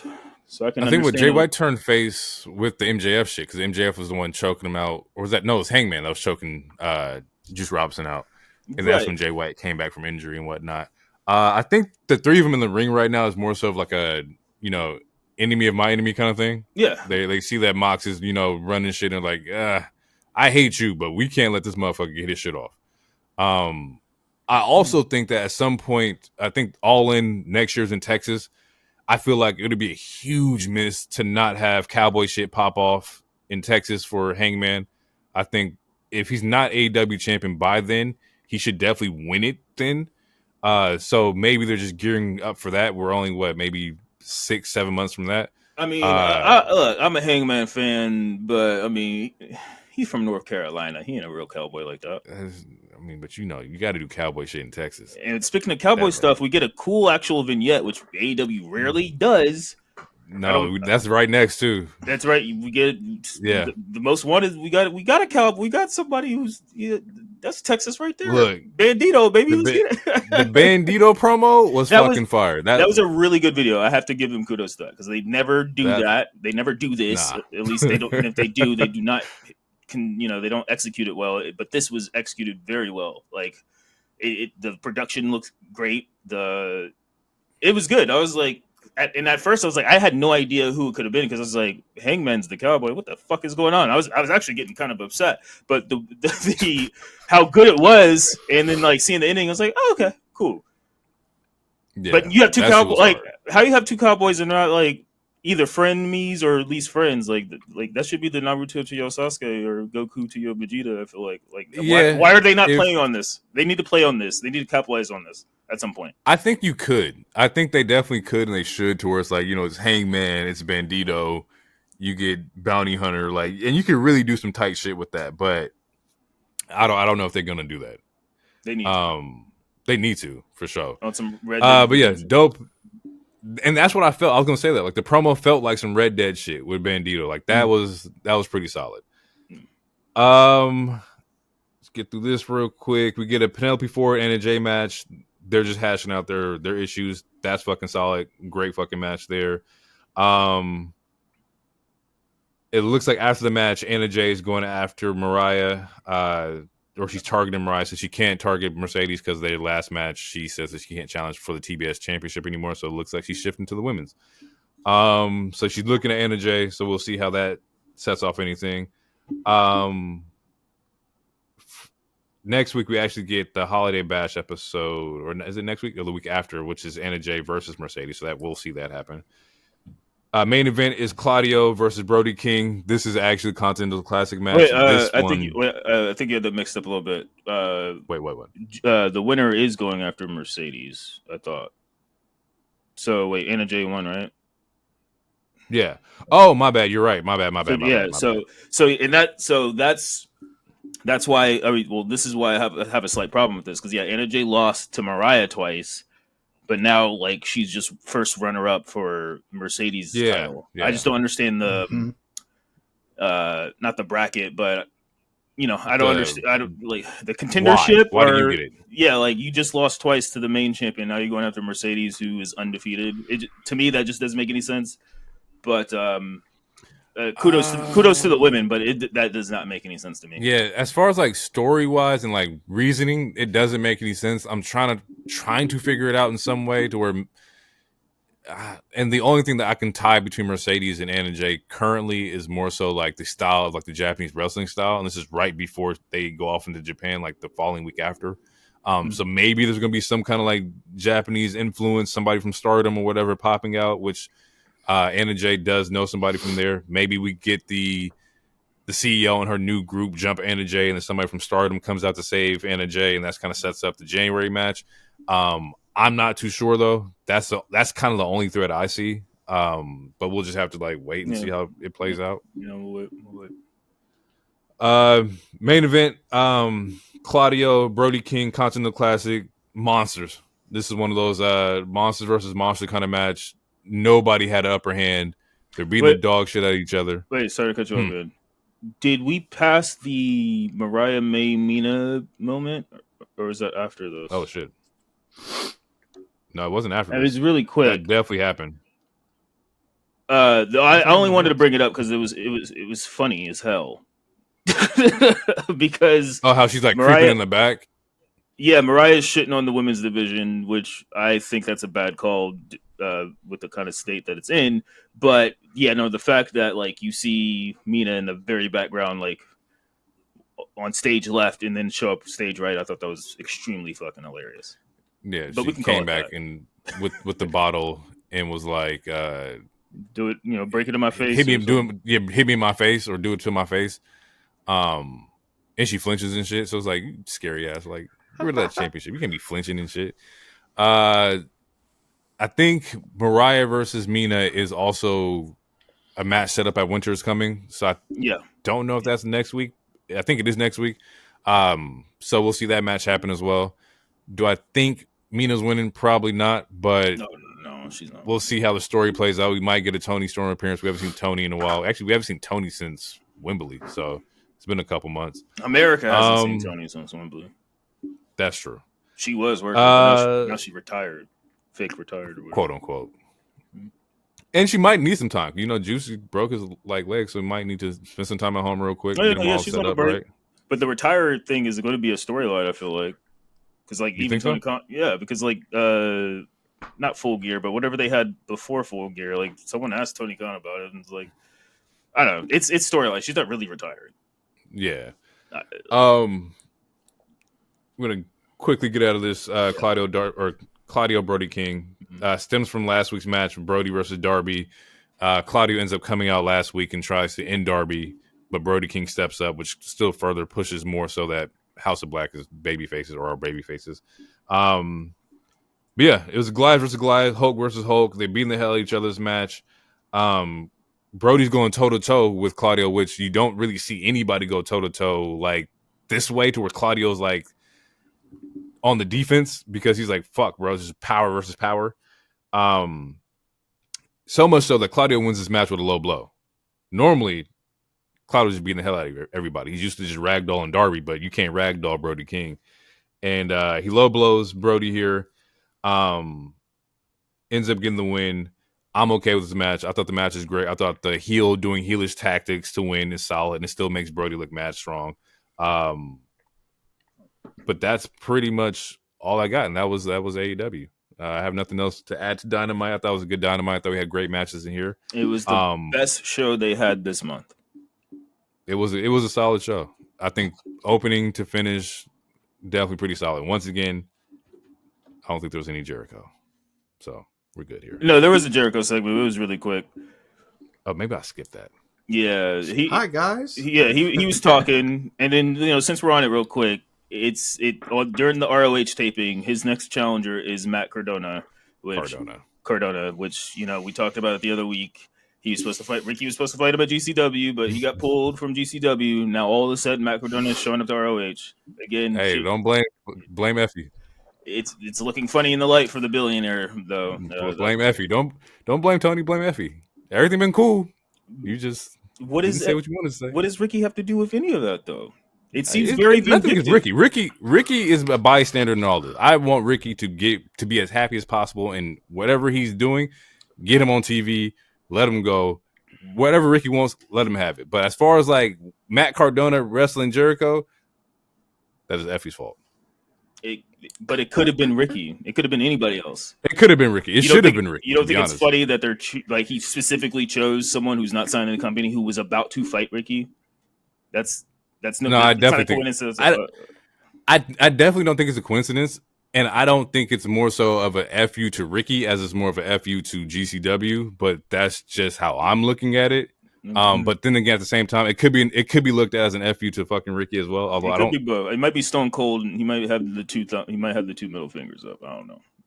It's a possibility. I hope that's not the case though. I hope that we will see Ricky.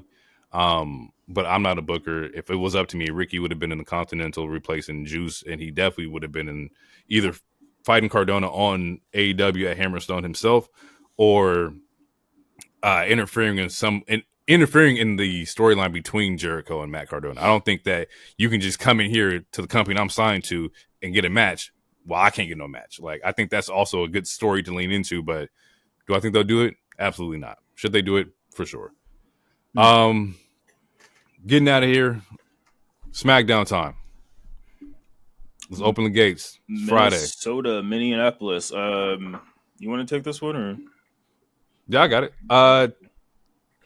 Cody promo. Cody ends up opening the show. Wait, before that, Bloodline attack. Bloodline does some hurt syndicate shit, and they just beat up. Well, Apollo Crews beat up everybody. Why he get kicked, bro? Why we got to do that to him? Like, first off, I'm mad at Jacob, right? Because he's back there in a shiesty and a tech, a whole Nike tech suit, looking like big, but he's doing it in the white Air Forces. If you're gonna be a demon, put on the black forces. That's all. That's all I ask. Black forces, white laces. Shout out to my man on the Teague Pod. But you can't go full YN. He got to fall into it. But yeah, he ended up kicking Apollo because Apollo was just trying to get his bags checked, and Solo want to be a dickhead and rush somebody. Nah, man, he's taking too long at TSA, bro. He didn't deserve that. Super kicked him. It's crazy. At least if he'll be on TV next week. Hopefully. Fuck. I didn't want to say that. Oh, well, I'll say it. I said it. You're not wrong. Hopefully he's on TV. You're not wrong. We get a Cody promo as Cody hits the ring. We get a surprise appearance from Chad Gable. Chad mentions that there's a transfer window being open and that, he's testing the grounds on SmackDown, just kind of see how, how shit's feeling over here. Comes out just letting Cody have it, telling him about himself. Cody's the one who made Kevin Owens' life a living hell. Says he's got whatever he got coming, he deserves it. Cody says that, you know what, Chad? I see a lot of you in me. You maximize your limits. You were Shorty G, right? Shorty G, you looking at Stardust, which I thought was a funny little shot at VK. Like, that's a little slight shot, but also slightly heelish. Why you mention this man and call him Shorty G? Don't nobody want to be remembered as Shorty G. And you just brought, or as Hero would say, you brought this man's dead name. We're gonna bring up this man's dead name. That's what we're doing. That's definitely a DT bit. But I wouldn't say it's heelish. It's because of the way the context that he says it in and how he followed it through. And he's because like you said, you maximize your minutes. You did whatever you can with whatever you got. Like, even if you got something trash, such as a Shorty G gimmick, guess what? I got something trash too. I used to be Stardust, which I take slight to that because I was a huge Stardust fan when I got into wrestling. I thought that shit was dope. And I hope to meet Cody one day and tell him, I don't care how you feel about it. I mean, I do. He hated it. I loved it. Yo, that's funny. I was so pro Stardust. I got an action figure somewhere, bro. I was pro Stardust. I was all to go to this nigga now. To go to Cody now, man, yo, I know you like that American Nightmare shit, but bro, really Stardust. That's what hit for me. Shit. That was my shit. When 2K dropped, that was the first character I played as with DT. I was like, I'm gonna be Stardust. Yes, it was Stardust versus I think you were Dom. It was an ambulance match or something, or it was either ambulance or casket match. I was Stardust. You got yes from the outer dimension. What you mean? Oh my god, Stardust. That's funny. Which, by the way, the crowd popped and they started chanting Stardust. And Shorty D, they were. Well, I mean, one of those moments. It's one of those things where, because Roman actually made a comment on it too. But the WWE is so hot right now. Honestly, fans will chant for anything. Yeah. Because there's another moment. I think it's in the show, and it's like, why are y'all chanting for that? Y'all just because Roman was like, we don't need to go. We don't need to change anything for Netflix. Like, I could say yeet and I'm gonna get a pop. I'm Roman. I'm the big dog. That's sick because he actually did. The man was looking for an apology and said yeet, and the whole crowd went fucking crazy. And got a T-shirt for it. And got a T-shirt. Hey, that's different, bro. That nigga's different, bro. You want to feel better, or you want money in your pockets? Yeet. Shit. All right. Even if the calling him Shorty G wasn't a heelish tactic, what he said next still kind of toast that line. Oh yeah, because he's like, I bet you think you have nothing to lose. Like, you have so much to lose. What happens when you fail again? So what happens when you go for the end game and you don't get it?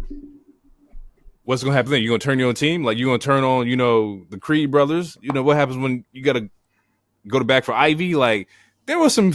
Cody was. To me, he's barred him up because it's real. Like, if you fail, like you had Otis, you had your other partner who had to leave do the next stuff. I mean, you were partners with Bobby Roode for a hot second. What happens? What happens if you failed? Probably TNA or AEW. Probably. That's bro. Heelish tactics. And what cements even more is that I think Chad was like, I'll whoop your ass, and then Cody tweaks the way Cody look at this man like, you gonna whoop whose ass? Like mine? You know who the fuck you talk like? Exactly. That's not heel, bro. He's tweaking, bro. You have me on a bad day. I'm beefing with Kevin Owens. You threaten to whoop my ass. You're not even on this show. Where are you? Like, why are you even here? At the transfer portal, don't come to me, the champion, the person who had to beat Roman Reigns, and you gonna say you gonna whoop my ass when you can't even get a singles title on your own, bro? Nah, I would have barred him up too. I don't know, man. I don't know. Spazzes out. The man spazzes out and looks at him. Is like, I got Kevin Owens on my mind, and that's no good to you. I'm like, oh shit, this man, he's not even here right now. He's looking over you.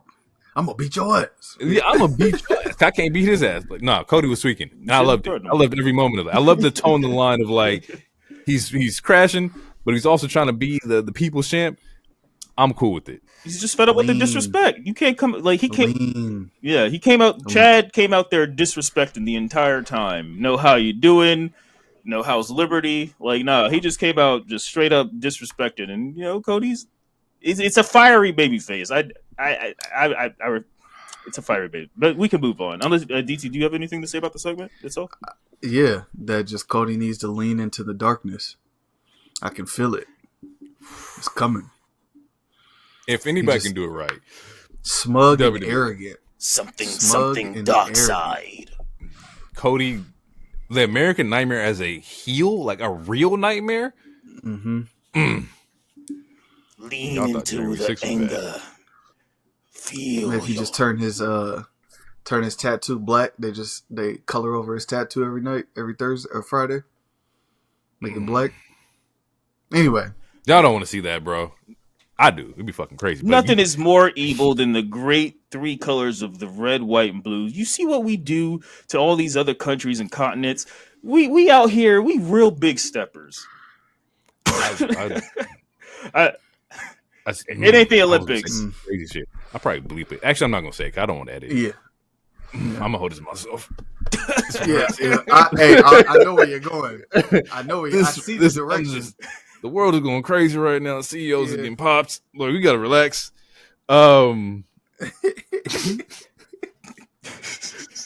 Stay on the road. Don't turn that blinker off. Stay on the road. We get a Naomi Bianca promo in the back. Bianca's like, now the War Games is over, I can figure out who took Jade out. We see that she's also there with Chelsea and Piper, and she's like, hey, was it Luck or was it Piper that took her out? Piper's like, I wasn't a part of that. I didn't touch a girl. It wasn't me. She get a little spicy. Jade kind of like, not Jade, but Bianca smacks off, and she ends up getting jumped by Piper and Chelsea. You can't go into a situation 2-on-1. Well, and rightfully jumped, in my opinion. Yeah. Granted, I'm still Team Bianca. I mean, I like all three of these women, but you can't. For me, like one of my biggest pet peeves as just a human is being falsely accused of doing something I never did. It doesn't matter how dumb it is. Like, don't blame me. At least ask the question. Don't automatically assume guilt because that's gonna piss me off. So I feel what Piper did. Like, you ain't gonna just be pointing fingers all willy nilly. I'll beat your ass. Nah. At least she tried though.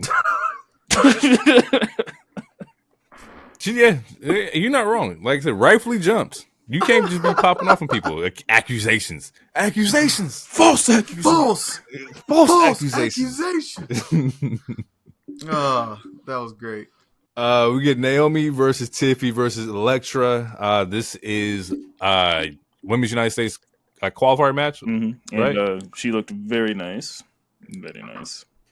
All three. I saw it, but they did. I need Elektra with her own like video package and music and shit. Yeah, that was the first question my wife had. She was like, "She ain't got her own music." I was like, "I guess not." As a whole like character, she came out looking ready to go. Like, image was great, gear was fire. She needed her own shit. Like that legato did not fit her at all. Yeah, and to give we gave Fab some love. Electra, who a lot of people are not familiar with her in ring work unless you were watching NXT, she has also improved. Her, B-Fab, and a couple others, they still need some more time, like more opportunities, but she has improved, and I thought she did a well job in this showing. She did. Candice shows up and she ends up distracting Naomi, which then sets up Tiffy to get the prettiest moonsault on Lopez. And now we have Tiffy moving on to face Michin in the next round. Thoughts? She didn't need to win. She has a briefcase. Yeah, that's my thought. I feel like I deadass feel like she only won because it was the hometown. Yep. But she's not going. I mean, shit. WWE will make you lose in your hometown too. But if she was a babyface, they'd make her lose. But for the heel, I kind of see it. This ain't. In Vince's era, sure, but granted, it has done in Triple H's era sometimes, but it's not like I thought Bayley lost at home. Yeah, but it's not done like maliciously. Like she's not losing every time she goes to California or anything like that. No. Like Vince would, anytime they were in Oklahoma, he would make JR eat shit or something. Like that's not even hyperbole. So I would say it's not as malicious, but yeah, she was getting babyface pops. Obviously Minnesota it was on Tiffy time, but yeah, I agree she didn't need to win the match. But I guess they didn't want to do Naomi versus Michin. And so the other choice was send Tiffany, respectfully, because Electra, I don't know, is ready for the 1v1 15-minute, whatever, assuming it's a 15-minute match. I don't know if Electra's ready for that. So Tiffany was the other choice, which, she's more than likely lose, also do the interference or something. So who knows? Yeah, because we talked about it. You can't do babyface versus babyface, so it wasn't going to be Michin versus Naomi. That doesn't make sense. So Tiffy is the right choice here. I don't think she wins the next match, or maybe we find out that Tiffy attacked Jade and Bianca finds out, and that's kind of what sets up Michin getting the win. I don't think there will be a clean win over Tiffy from Michin. No, if anything, Candice is going to come out again, and then Naomi will equal the odds. For revenge, I like that. Getting her. That makes sense because she talked about it in the promo afterwards, where she's like, "I just can't shake them. Like they're just there all the time. And Bianca's like, "Well, yeah, now you know how I feel about damage control. That's why I don't like Bayley, nigga. Like, goddamn." At least that's what I read on her face. After this, we see that Tez and Dawkins gets attacked in the back. Out there beaten to a pulp, laying down on the ground. They're supposed to have a tag team title match, and that definitely didn't happen because we see a Gargano and a very surprised and I'm so concerned concerned. Hey, guys, to have the match. Hey, you still need to have the match. We're right here. We're ready. We can go. To be fair, he's like, I don't want to be insensitive. I don't want to be insensitive. To be fair, I beat the hell out of them. Yeah. Hey, next man up. Next man up. He's like, hey, they're down. We up, baby. Let's go. So it sets up the tag team. They fill in for the Profits versus Motor City Machine Guns tonight. Tag team titles on the line. Aldis says, hey, make sure Ciampa ain't on that bullshit. He's like, oh, don't worry about him. I got him. He's cool. He's good. It's me you got to worry about, bitch. Lord. And he made a promise, and he didn't break it. Next match is my match of the week. Piper versus Bianca. Fire. Fucking fire, yo. Yeah. This was not the first time that they fought, and every single time it's been good. Every single time. And they came in with B having hurt ribs, so she had an out. Piper had an out, but Piper didn't capitalize on that out because should have. So like Loner said, what you got, DT? No. I love it. Bianca should have lost. I felt like it. I felt like she should have lost this one. If there was a time to put Piper over and make her look strong, regardless, Bianca could take an L with a couple crack ribs, bro. She ain't got to be Storm of the X-Men and she could have took a L one time. It wouldn't have killed Bianca to take that loss. I can agree with that. Absolutely. Yeah. That, like, oh my god, bro! There's so many different spots in this match. There's a sidewalk slam.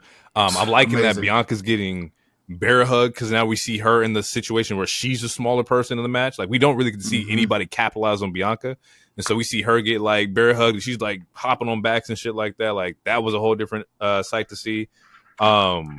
Piper has the Piper driver, like the power bomb was fucking nuts. That shit was crazy. Power bomb sweat was the senton. Senton. There's a back suplex from Piper, the spine buster from Bianca. Like, I'm like, they are fucking cooking in this match right now. Yeah. And nice spear too. From Bianca. Yep. Which in the game, her and Jade, like, the spear is just running X. It's just you just run and press X. Like, they could just knock that shit off anytime they want. So the fact that they just now doing it, it's like, because DT and I, we played as both of them the other week, and I was just spearing bitches willy nilly. Like, I ain't got time to play games. Like, during this match, we see that Chelsea tries to interfere. Bianca ends up snatching her from the apron into the ring. And this sets up the super KOD spot. The super KOD, bro. Like, she's walking with Piper on her shoulders with broken ribs. First off, if you want to call somebody, I know we see that they be playing with the Rhea Hogan shit. Bianca's in that shit too. Carrying somebody on your shoulders with fractured or damaged ribs is insane, bro. Bianca, first off, to me, sorry. Just before my bad. No. First off, such a physical feat in itself. You are absolutely out of this world athletically. To then flip her over onto Chelsea and get the win. I have nothing to say about Bianca, but besides that, she is probably the strongest women's wrestler I've ever seen. Yeah, she's strong as shit. Because again, like, this is probably her and Piper's 5th or 6th match 1v1, and for her to set up the KOD, it's always like Piper has to be like on the middle rope or something like that. Similar to, anyway, she's strong as hell. Like, during the pandemic when her and Bailey were having her feud and she carried Otis, and I was like, oh. Like, she's absolutely different. I remember that. She was running with Otis on her shoulders. Yeah. Like around the ring. Doing the triathlon thing that they were doing. Yeah, it was like, like, she's she's built different. And I was watching her, I remember seeing her in Mae Young. Like, I watched everything, and I'm like, oh, but you never really saw how strong she was in NXT. Man, she is strong. Like, she can, she's on some Cena shit. Like, she could do a double KOD if she wanted to, if she hasn't already. I don't think she has, but she could. I think she had. She might have. We gotta look that up. Yeah, it might have been. She can definitely do a double KOD. She can get like a Liv and like a Zelina on her shoulders. Yeah, for sure. Or she could get Io and Kyrie. Same thing. Off the middle rope. Anyone who's not Piper and Nia Jax, I think she could double up on. Yo, she's. I think she could. Yeah. There would be a lot of junk in the trunk, but I think she could do Bailey and Naomi easily. That's how strong she is. Easy. Like, she's easy. She's squatting Otis. She's picking up Otis, bro. Like, I don't think any of the women weigh more than Otis. Like, that's light compared to like everybody else. Yeah. Strongest. Overall, solid fucking match. My match of the week. It might make my match of the year list for like the women's because it was that fucking good to me. I love this match. Post match, we see Bianca and Naomi talking. Wait, trying to figure out real quick. So this match versus Bianca and Io in Portland. Don't do it because I thought about it already. I don't know. all right. We'll go back to it. We'll run that back. I don't know. Back. DT I'm breaking looking news. for it. It was not breaking. It looks like she does a double KOD at Extreme Rules in 2022 when she was the women's Raw champion. Who's in the match? I can see it. Let's see. Of course, it's Damage Control. It's Io Sky and Dakota Kai. Yeah, okay, that makes sense. Yep. Hold on. Fair. Yeah, because I don't think Asuka will know if it's damage control. Oh, yep. Yeah, no, she got them both. Yep. I'll send y'all the clip. It's a wrap. Yeah. She got them both. Yeah. Oh my God. Yeah, I'm gonna send y'all the clip. Yeah. She's nuts, bro. She's absolutely insane. Bianca and Naomi are talking to Saxon backstage to try to figure out who attacked Jade. They run to the list that it could be anybody. It could have been, Nia, Tiffy, Candice. It could have been Liv or Raquel. They have no idea who attacked Jade, but they're gonna figure it out. Do we have an angle where they want to go with it? I'll just do this. I'll tell you what I think. I think that it might be Liv and Raquel that may have injured Jade, right? I think that then pushes Bianca to Raw in the transfer, and I think by I won't say handicap, but I say with Bianca going to Raw, you also then take profits and you push them to Raw, which opens up them being able to challenge for those titles over there. And I'll explain that as we get to the tag team section, but I think that we're probably going to see Bianca on Raw. I think Netflix wants Bianca. I wouldn't be mad at that. That's just my thoughts. Or where do y'all see it going? As far as who's attacked her, and do she say SmackDown? Does she go to Raw? What's the feeling?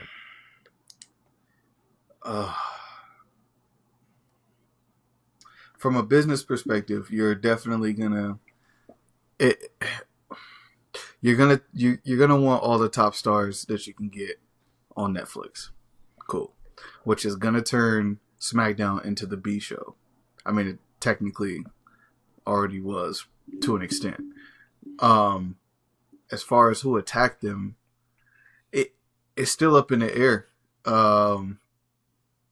For me, in my opinion. Like I said, I know I talked about Charlotte before, but I don't know. I have no idea. Fair. Sometimes I feel like it's Naomi, but I don't see her making that heel turn. I would love it. I don't know. But they're too close right now. Their promos are they're still locked in, and they're happy promos. Yeah. There's no side eyes. There's no context clues or anything.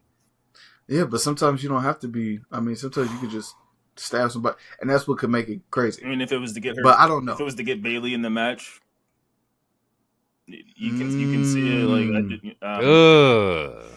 Damn, that's shiesty. Here's my So for my answer, I feel like, and it could be anybody. They could always take the rug up from under us, but I feel like it has to be someone that was in that match, at least as of right now. Yeah. And if I had to choose, because a lot of people are saying Bayley because obviously she wanted to get in the match. It's too soon to turn Bayley heel again, in my opinion. Heel. She literally just became a face in January. So the other for soap opera effect, I think Naomi would be the choice for that. Ooh. If you're not doing the heels, if you're not doing the Liv Raquel way, EO, it doesn't need to be EO. To me, Naomi makes the most sense if it's not Bayley, and I think Bayley would be the wrong choice because she just turned face again, 5 months ago. She just turned face, or not a little longer than 5 months, but.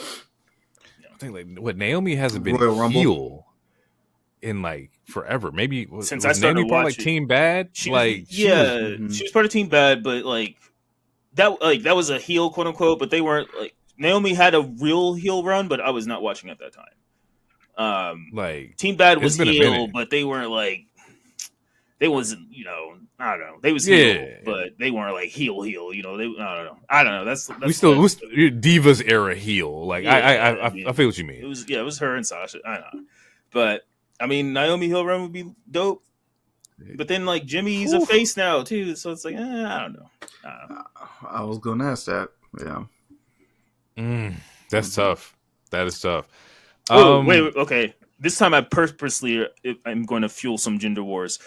Notice how Bianca didn't leave her match with Montez. Her husband got his ass whipped, but the week prior, she leaves her number one contenders match for Jade. Ain't that crazy? Crazy. Insane, right? Oh, he'll be fine. He got jumped. Well, but B-Fab is there. I'm just... Well, hey, Montez got Dawkins with him. So, yeah, I can see how in her mind, you know what I'm saying, he should be there. Your homeboy was with you. I'm just saying, there's no tweets either. Like Naomi tweeting about Jimmy, like, "Oh, I gotta go back home and take care of my man with a broken foot." Meanwhile, your boy just got jumped. And for the record, I was making a joke, people. This is not red pill. Yeah, these all It's jokes. not red pill hero right now. All jokes. Mad jokes. From here we get the Shinsuke promo. Where Shinsuke is coming down to this entrance. Presentation for Shinsuke is wet. Mm-hmm. It's fire. It's fire. Yep. Like, yep. Not to sound insensitive or weird, but it's like very Ghost of Tsushima, like very samurai-esque. Like that shit is fucking horror to me. But we don't get to see a lot of it. Immediately, LA Knight comes out. Big pop for LA Knight. And he's like, "Hey, I'm trying to get my shit off, or I want my title spot or whatever." And then Andrade comes in. Andrade's like, "Hey, I got unfinished business with Shinsuke. This man tore off a turnbuckle pad, and we got to get back to the basics here."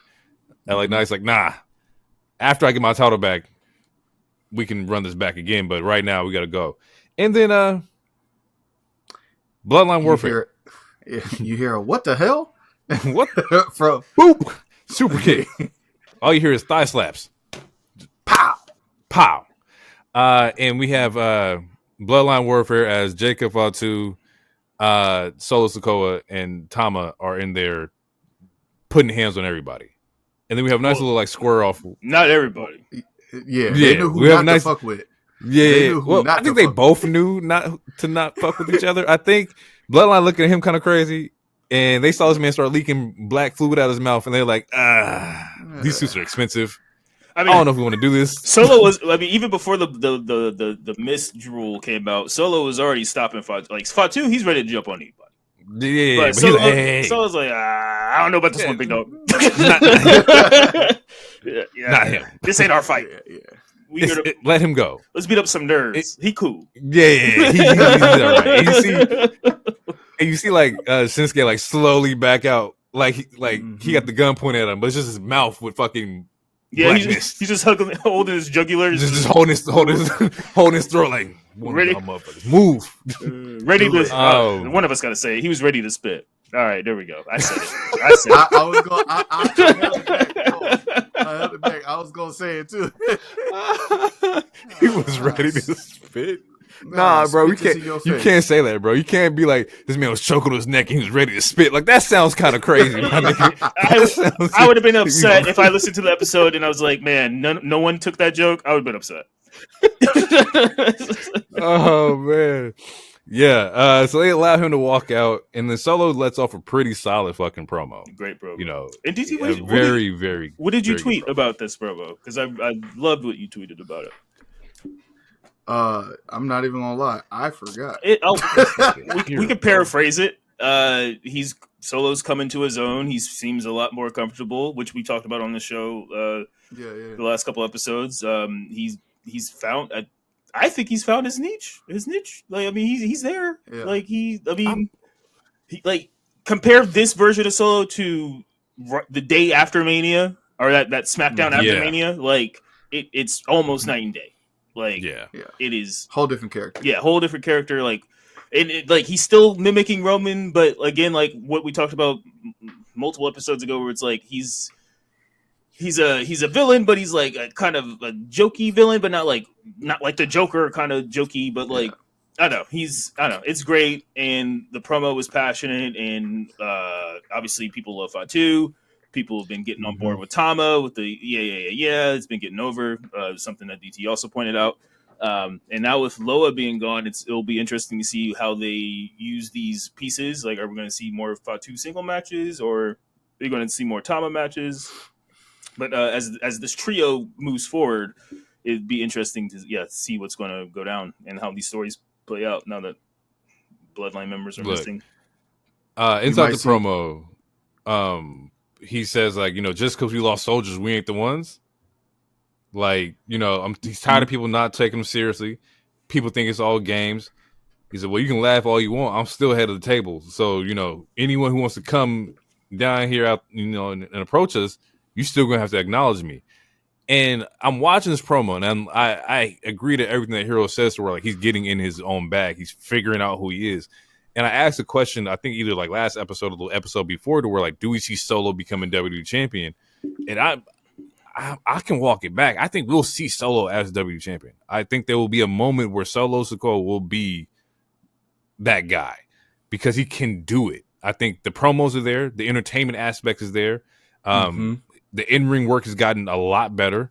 Like he's able to transition to tell stories also in the ring too. Like Solo will be a WWE champion. I don't know when. I ain't gonna put a date on it, but it's going to be sooner rather than later. Yeah, I thought so. I listened to the Off the Top Rope or whatever with Big Keish.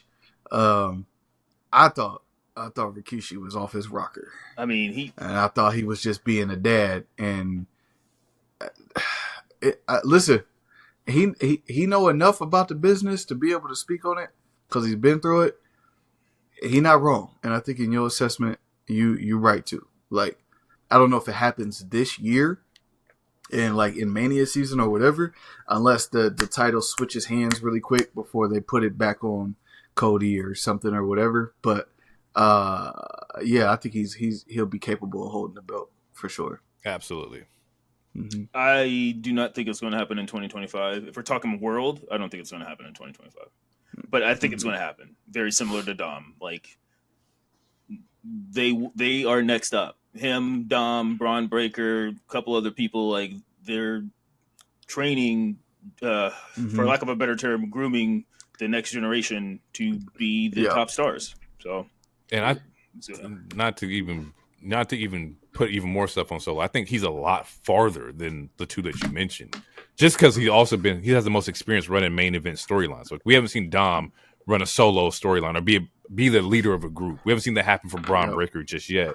But I think like with Solo is that he's capable of holding up stories.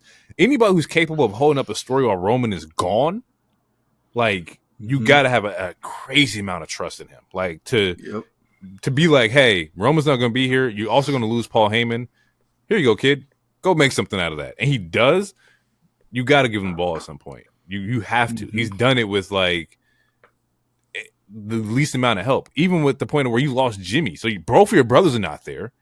You get two other people who are like they weren't around in WWE. You're the leader of them, and you only been in for 3 years. Like Solo is, they're new to the company. Yeah, like you got to give him the rock, and I think that's why I think it's going to be more sooner than later because like he's shown you he can do it. The other ones they have to go through the trials and tribulations. They have to go through their moments of leading a faction or being the head of a main event segment. Like Solo already showing you he got it. So shout out to him, man. Like especially with the only being in for 3 years. I think he was in the same class as Tiffy. I think we said that before. Like him and Tiffy came in at the same time. Like, yeah, dude's great. From here, DIY versus Motor City Machine Guns. This is another phenomenal fucking match of the week. Not a match of the week for me, but a great fucking match. Storytelling, impeccable. Impeccable storytelling that happened in here.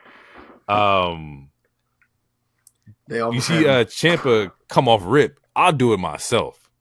I get over it. You're not even hitting the right way. I tag you and you do a goddamn wrist lock. Take this motherfucker's chest off.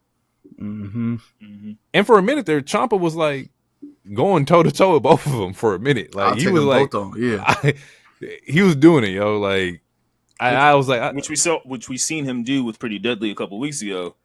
That's true. You know, but with Motor City, they were a little too strong, so he had to make a tag at some point, which he was not happy with because like he tagged him, and then Johnny didn't.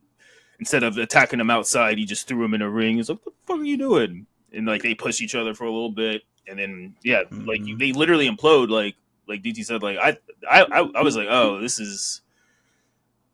Well, actually, I did see a spoiler, but the way even with seeing the spoiler, they still kind of tricked me for a little bit. Where it's like these they are imploding. Like this, like they were like it was it was very toxic relationship, similar to that one song in Kendrick's "Mr. Burlau," where it's like they was like I'm done with you too. Like it was like God damn, bro, like this is a live crowd, like. Y'all still got a match. So when the Prophets first got attacked, my first thought was, it's literally my first thought was, it's Gargano. He did it, and this was like right before he was coming up, and then as the match unfolded, I'm like, wait, maybe Gargano didn't do it. Maybe he didn't do it, and maybe it was Tommaso, and he was just taking up for him. Nah, it was Gargano all the way. Yeah. It was both of them together, and they flipped that motherfucker and went heel. And the way they did it, right, to where like he says, you know, I'm done with this. DIY is over. Or before that, he actually kicks him in the face. Calls him stupid for taking the kick to the face. But then he slides the chair in. Refs is distracted with Ciampa trying to bring this chair in, and we see a low blow from Gargano. Mm-hmm. And the look on, I believe it was Shelly's face, like, yo, what are you doing? Who are you? Bow, super kick. Yeah. Mm-hmm. Super kick, straight to the chin. I thought we meet you in the middle. 1, 2, 3. DIY is tag team champions for the second time. This to me felt like the clips and like the little bit I did see of Ciampa and Gargano and NXT. The theatrics that they were doing was very reminiscent of the shit that I seen them do before. And they just could do it on a bigger stage. So I loved everything about this match. This was a really solid storyline that was being told here. Definitely didn't see the turn coming. I did see the spoilers of them winning the belt, but I didn't see how they did it. And it was still a great match for me, you know? Mm-hmm. So I have nothing negative to say about them winning. I have my opinions here to where like I get that like they didn't have like a traditional rematch, right? So they didn't have after they lost it to the Bloodline, we didn't see them get like their get back. They did have the ladder match that happened. So like that I think it was on SmackDown, but they never had the actual 1v1. So technically they needed to get their lick back. Cool. However, we got to think about profits here being fucked over twice. And when I say that, I mean like I don't think y'all come out of this baby faces. There's no way that you can get screwed twice and like be like, we got the crowd behind us. No, I'm coming out of this joint tight, bro. Well, you take us out. Yeah. You take us out. You interfere in our match the first time. You have our belts. There's no babyface moment here. I don't want the crowd to get behind me. I need to take y'all heads off. Period. I feel you. I don't like. Well, they're going to be okay. So profits have already been more aggressive, which some people thought they would be the ones turning heel. But since DIY turned heel, I don't think profits are going to turn heel. I just think they're going to stay aggressive, and it's going to be like a righteous aggressiveness to where the crowd is going to be behind them because of how much they got screwed over, and they'll be more aggressive. But they're not going to like turn heel or anything. And this is also what I meant by when, like, you know, they're possibly going to Raw. Maybe they can't win it here because we're going to shift you guys to Raw to where y'all can be baby faces over there. And even if they don't, I do like the idea of like you saying they're going to be aggressive baby faces. I just need them to be about that shit. Like, get on everybody's neck. Hopefully it translates because, you know, not everything translates 100% correctly. I did do some research though, because they mentioned that like they have been world champs in 4 years, and I was like, whoa, who the fuck did they lose the belts to? They lost the belts to Bobby Roode and Dolph Ziggler. Dolph is no longer in the company, and Bobby Roode is a producer. Bobby Roode and Dolph lost it to Ray and Dom. Profits haven't had the belt in so long. Ray and Dom was on good terms. We got to get them back in the movement here. Dom hates Ray. They haven't seen tag team gold in that long, so let's get them on the path to like figure that out. Well, yeah, after Ray and Dom, it was Jimmy and Jay, and we know how that went. That was the rest is history. That was a 2-year journey or whatever it was. So that's why. Yeah, man. Like it's been a minute, and they've only gotten better. Like profits have gotten exponentially better since 2020. So definitely want to get them back on the right page. From there, we get the Michael Cole saying, "Hey, I gotta go meet Kevin Owens in the car. He wants to talk to me outside." And so this man is walking to the parking lot.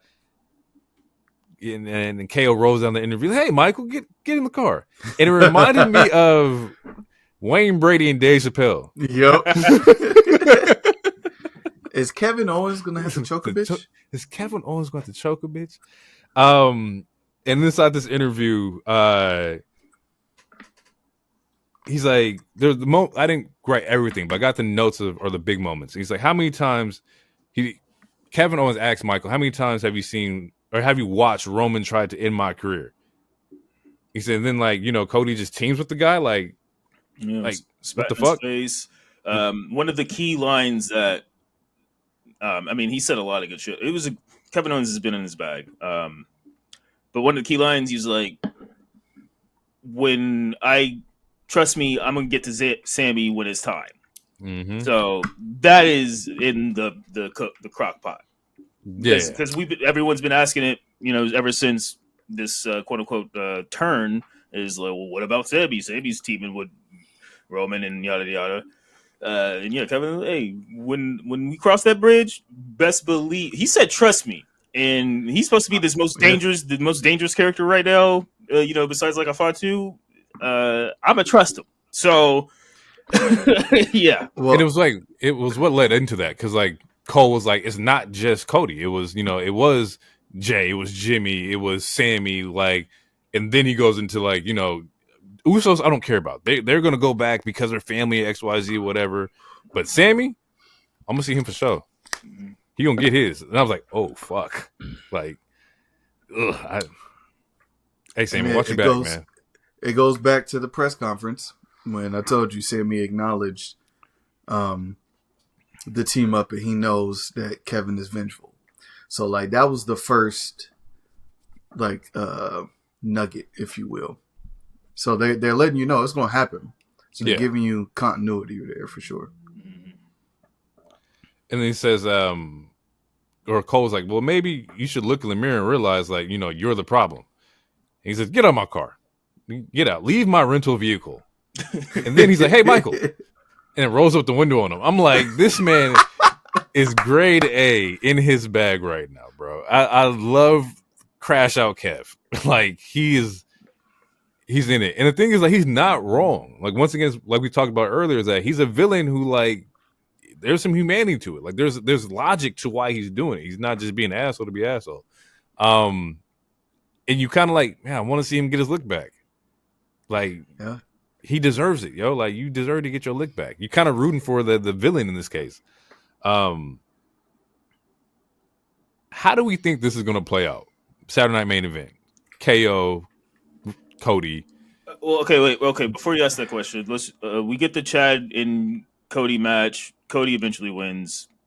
I don't know if it was on the air or not, but KO comes out and attacks, and he targets one of his ankles. Yeah, because Cody lost his boot because Chad was doing the ankle lock and everything. And that's the end of the show. I didn't want to rush through it, but we're running long, and that's actually a really good question that you just asked. I will answer it after DT. I like how you did that. I really strongly believe that Kevin Owens should win. Kevin Owens should go over. If you want to do a rematch at Royal Rumble for the belt as the main event, cool, by all means, knock it out, do it. But KO should win the belt. Excuse me.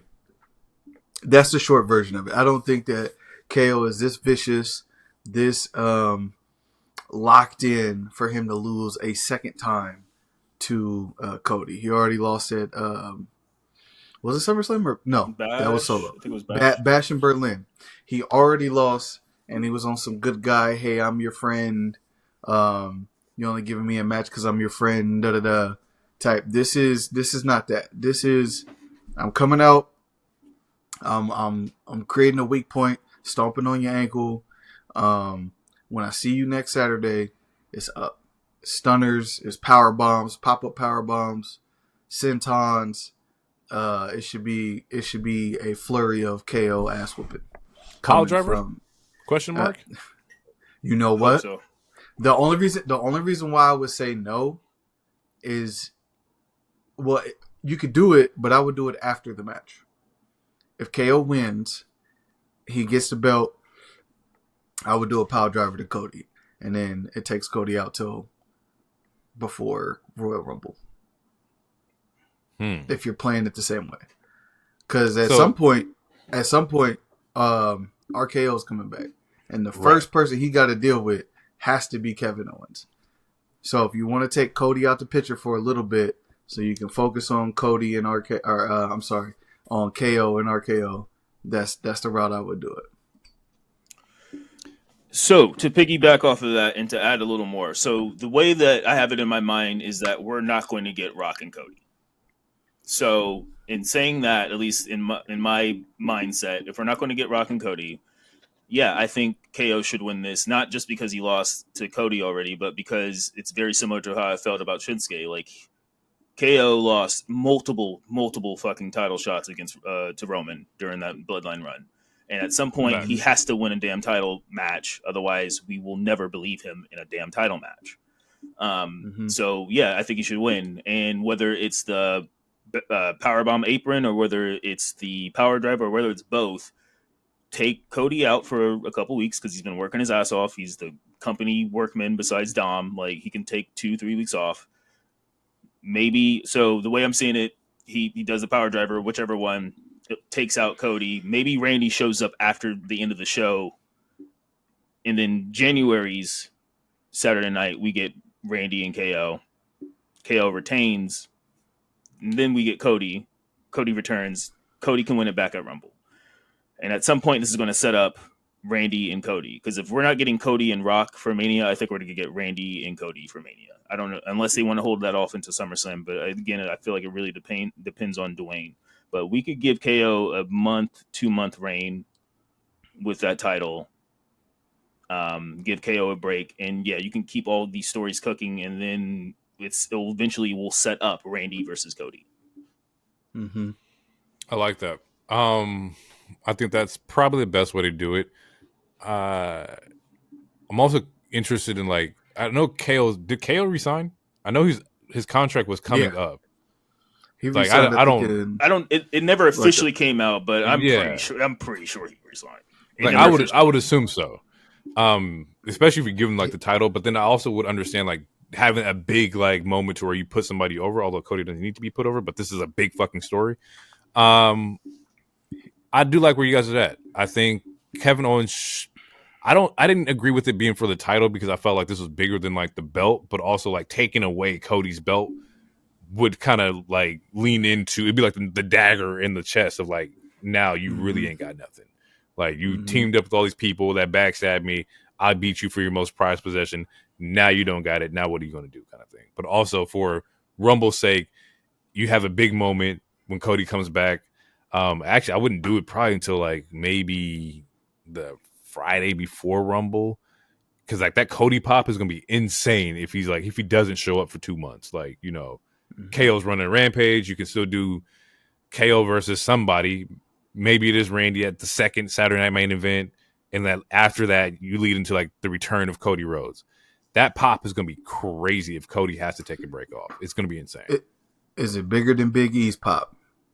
Is it bigger than John Cena's pop? You have an opportunity. Well, I wouldn't put Cody in the Rumble. Have 3 big. No. Not in the Rumble. Okay, all right. He's getting a rematch. He's getting a rematch.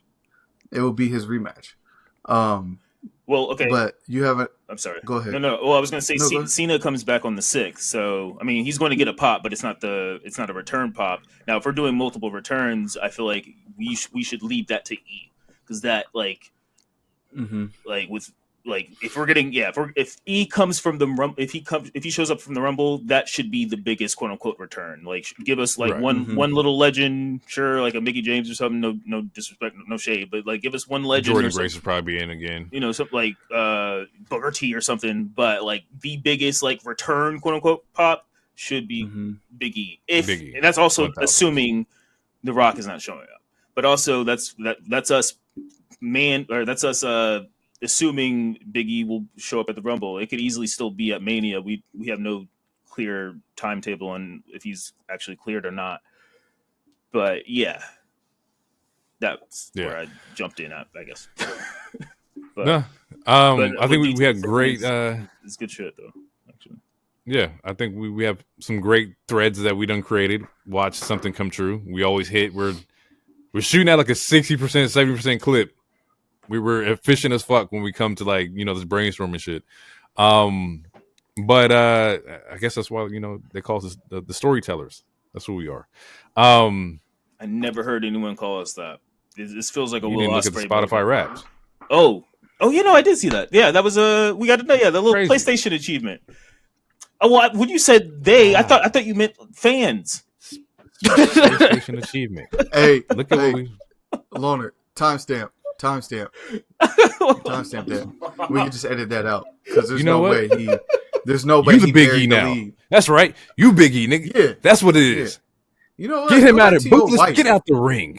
Go to your wife. Go to. What you need to do. Damn. You married? You got a home? Damn. I got nothing to say to that. With that being said, people, we gonna get out of here. This was a great episode. Thank y'all for tuning in. Thank y'all for listening. It's been mad real. Shout out to everybody tuning in from wherever, all the 5 different countries that we got people listening. I think one of them was South Africa, so shout out to the real ones down there. Yeah. But we're gonna get out of here. It's been real. Thank you, DT, for randomly showing up. You broke the bi-weekly thing. Thank you. You definitely broke the bi-weekly. Oh, you know what I'm saying? If I can pull up. And I appreciate that you didn't use the Chiefs in that 2-Pete example as well. I really appreciate that. Because fuck the Chiefs. The Chiefs? Oh, wow. Yeah, because he didn't use them as because I used everybody except for them. And I really appreciate back. I really appreciate it. I loved it. Yeah. You don't like Patrick Mahomes? Never mind. Nah. I'm getting out of here. Yeah. It's been real, y'all. Peace out. Too sweet. Peace.